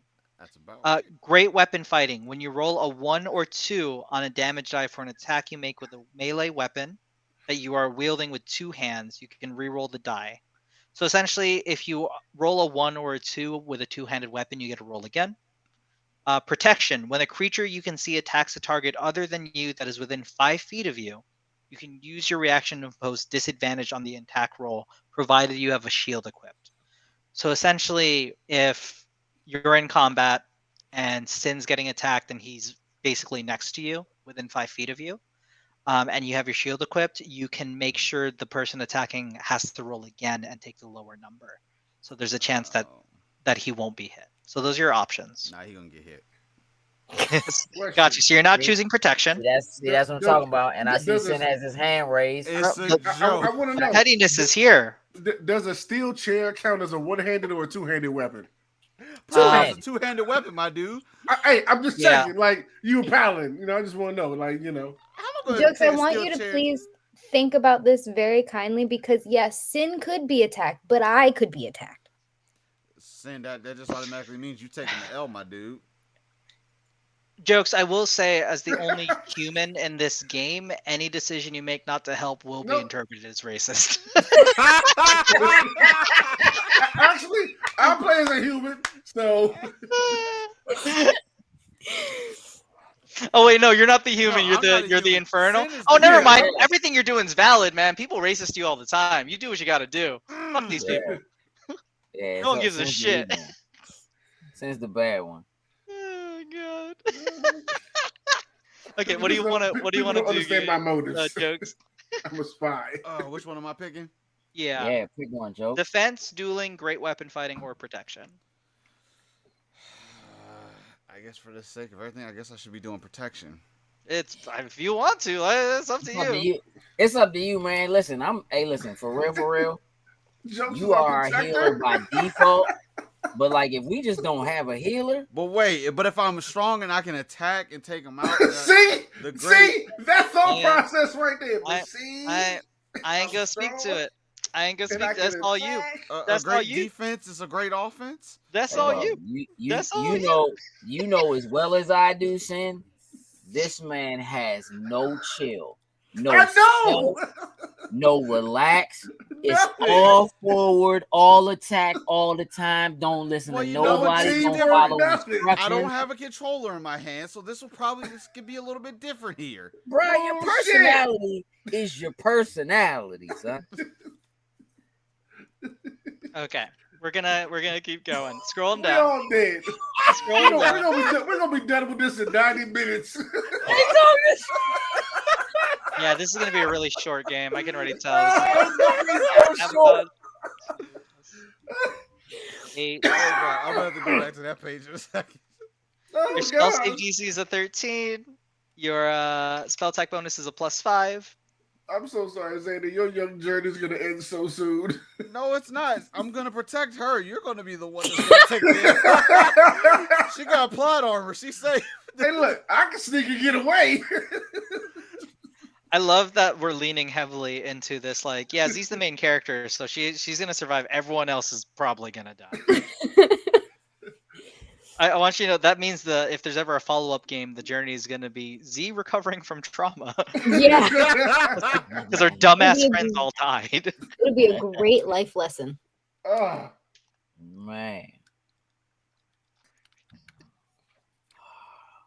Oh, I can already picture the motion picture now, or the TV show. As she meets her comrades on her journey. All I'm saying is, so I want to be Will Byers. As a paladin, you don't get any cantrips. You just get first and second level spells.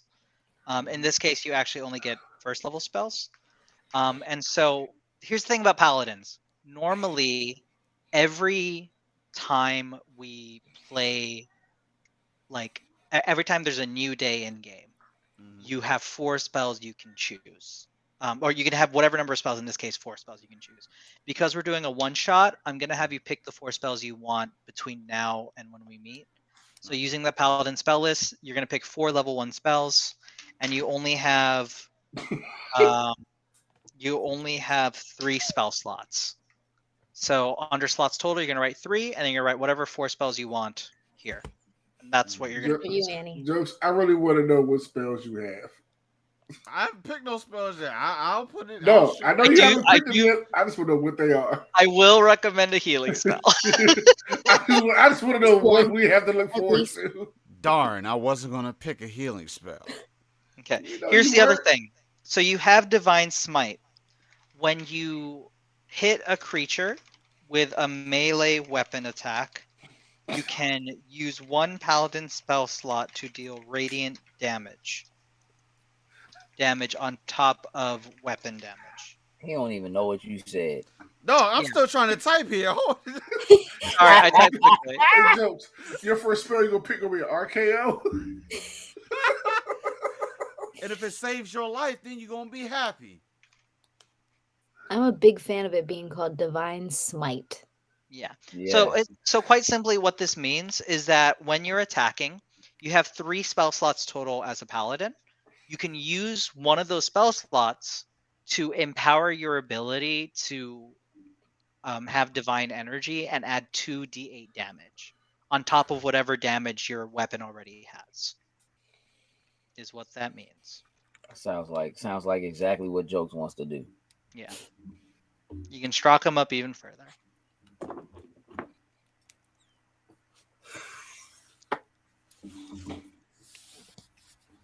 All right, Jokes. Pick your spells wisely, buddy. Yeah, you don't have to do that now. You're going to be doing that at home.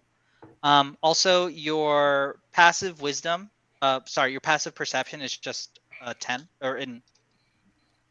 it's just a 10, because you don't have any proficiency or anything in your wisdom stat, which is totally fine.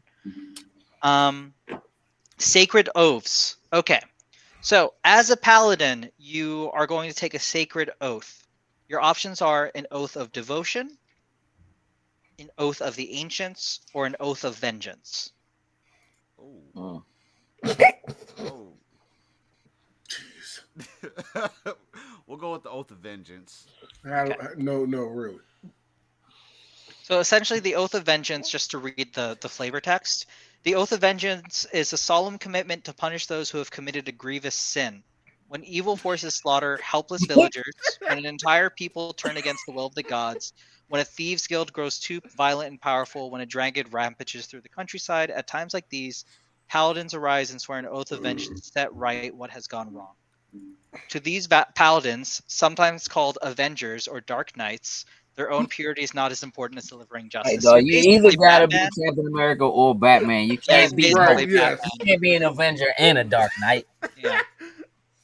Okay. Here's the thing. You already. Because by virtue of playing a paladin, you have these tenets of vengeance. So you have to. This is where the lawful good comes in. This is where these are the things that you have to follow. To write these down, I don't know if this will fit on this list. You might have to write them somewhere else, but they are on page 88. And I'm going to have you just read those on your own time and add them to your sheet later. But essentially, I'll read them, but you're going to add them to your sheet later. Yeah, Fight the greater evil. Faced with a choice of fighting my sworn foes or combating a lesser evil, I choose the greater evil. So essentially, if you're in a room and there's a group of goblins and there's a devil who's significantly stronger than you, you are going to fight the devil. Well, damn. This. Yep. No mercy for the wicked.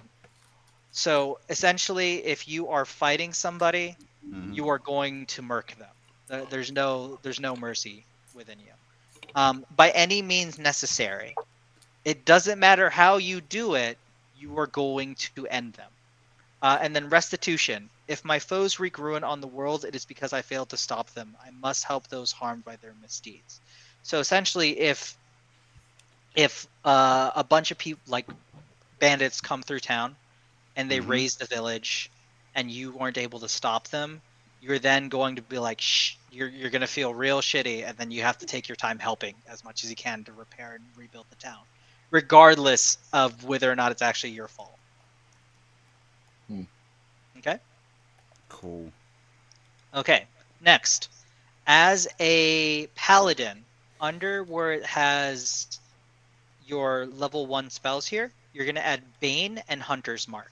So this is separate from the other 4 spells you're going to pick. So you're just going to have that because you are you swore an oath of vengeance. So at some point, read up on what they do, have them on hand so that you just are aware of what they do. And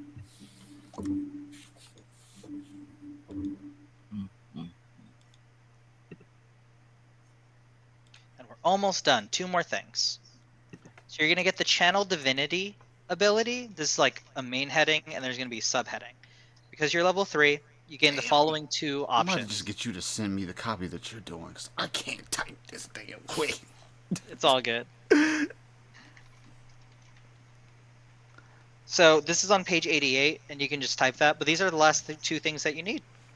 Just that. Whatever the flavor text says for what the rules are for these. Shrink my page down. My man gonna write page 88 in his little box. You damn right. That's what it's You damn right. I'm gonna write the jokes on here and then put page 88. Oh, shortcut paladin right here, bro. He gonna summon page 88 while we gave it. Page 88 gonna be saved on my. Hold on while I go to the strategy guide right quick. Page 88. What ability would you like to use? Page 88, please. It's not like ordering a number 4 joke. You can't just ask for page 88, Joe. It's all right. I have it right here for you.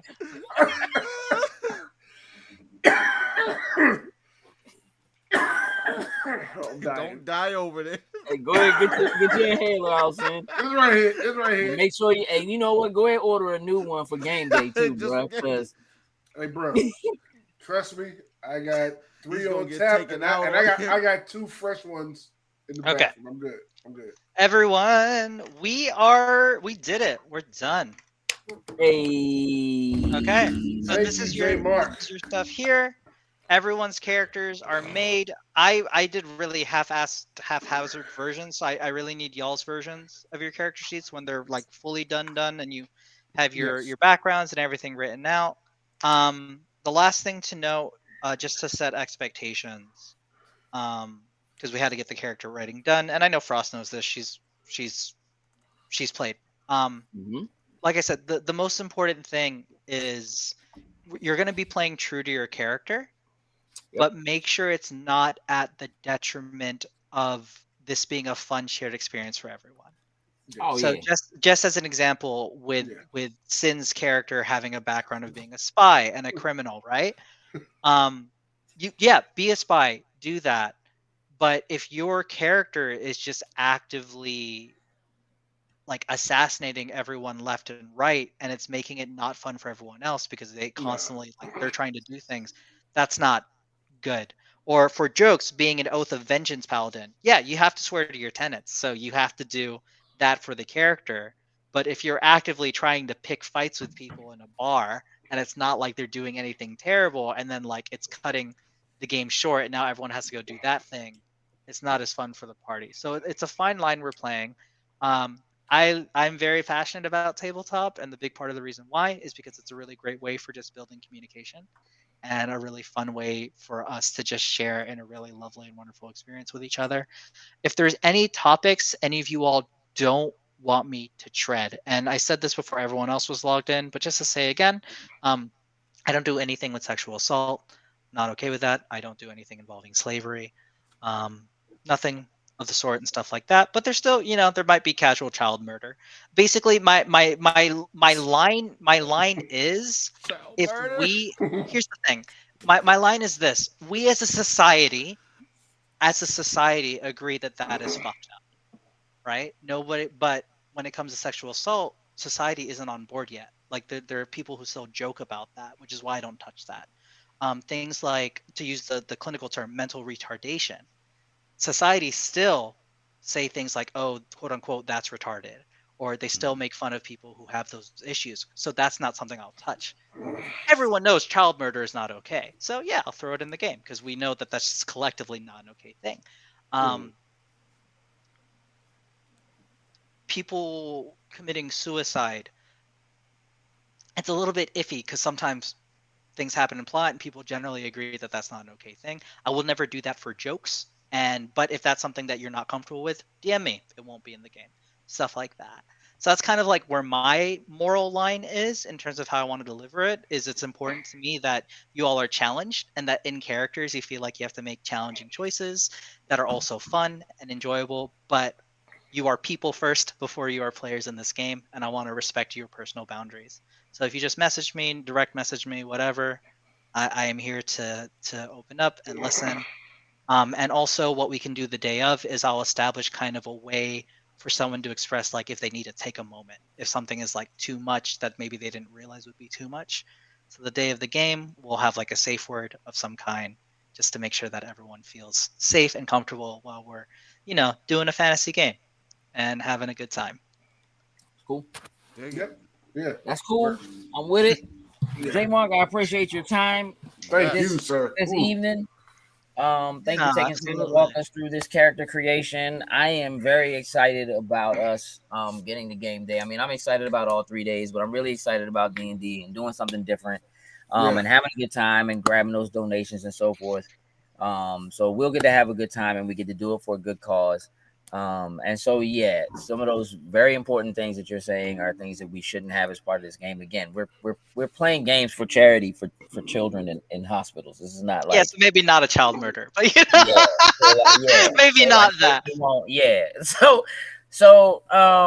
But yeah, I mean, we're gonna be playing a bunch of other games, and there will be plenty of murder throughout those other games, and so we'll balance it out somehow. Again, I want to thank everybody for hanging out for so long. For staying with us. Again, you can scan the QR code that's on screen right now. It will take you directly to a donation page. You don't have to wait until game day to donate, but certainly if you would like to wait until game day so that you can donate, so that you can make choices or choose the name of an NPC or something along those lines, we'll have some things lined up for you on day of. And you can donate more than once. So if you want to donate some now and then donate again on game day because you feel so moved to do so, we'd be happy to have you do that. We're gonna wrap this up. We're done for the week. We will be at Baltimore Comic-Con all this weekend, so if you see us there, please say what's up. We'll be all over the place. We will specifically be in the cosplay showcase, helping to take care of some things there. That's at 3:30 on Thursday. We do not have a panel. That's the thing we can discuss next week. Saturday? Sorry, yeah, Saturday. Yes. We do not have a panel, so we can discuss that next week on Weekly. Next Tuesday, and we'll be putting out Sin and I worked on getting the schedule together for exactly what games we're playing at what times and on what days. So we'll make sure we'll get that out so you can check that out. It'll be posted on our Instagrams and our Facebooks and across the board. Yes. And we have like 2 more conventions following right behind those. So you ain't lying. Nope, one not at all. last note, though, for me, if that's okay. Y'all should listen to the Tabletop for the End of the World podcast because it's super good. Yes, absolutely. It's really Tabletop awesome. for the End of the World. Make sure you go listen to that podcast. Check out J Mark. I mean, obviously, if you want to have any idea of what you're going to be in for on this coming Saturday, that's going to be a good I place highly to go. recommend you do that. Yeah, I'm not the DM for that game. My best friend Mitch Monin is, but I mean, he's who I learned how to DM from. So 100%. There's going to be some similarities in terms of just how well he handles the games and what I aspire to do as well. So yeah, check it out. It's a real good time. If you don't want to listen to the full pod out the gate, we do have live shows, one-shot live shows on there that are a lot of fun. My favorite one is called No Shouting, where our characters get trapped in a Let's Player's speed run of Skyrim, and it gets really dumb. It gets really dumb really quickly, and it's great. 100%. Once again, thank y'all for hanging out with us across all our socials. We greatly appreciate it. Jokes, can you take us out? I think my mind is there. Don't worry about it. I got it. Oh, Z Money, you want to take us out? No. Come on, Z. You had it. I don't saw think you. I do, though, actually. We'll try it. But if I'm bad and Jokes has been getting it, then I'm embarrassed. Listen, how many times did I mess up? So you good. If you mess up one time. Hold on. I will say this, Z, no pressure, but if you mess up, I'm kicking you out of the game for the live. So just like... Hey, that means she doesn't have plot armor. Okay. Just because you have a well thought out plan doesn't make it a great idea. And with that, we're out. Toolies and lose.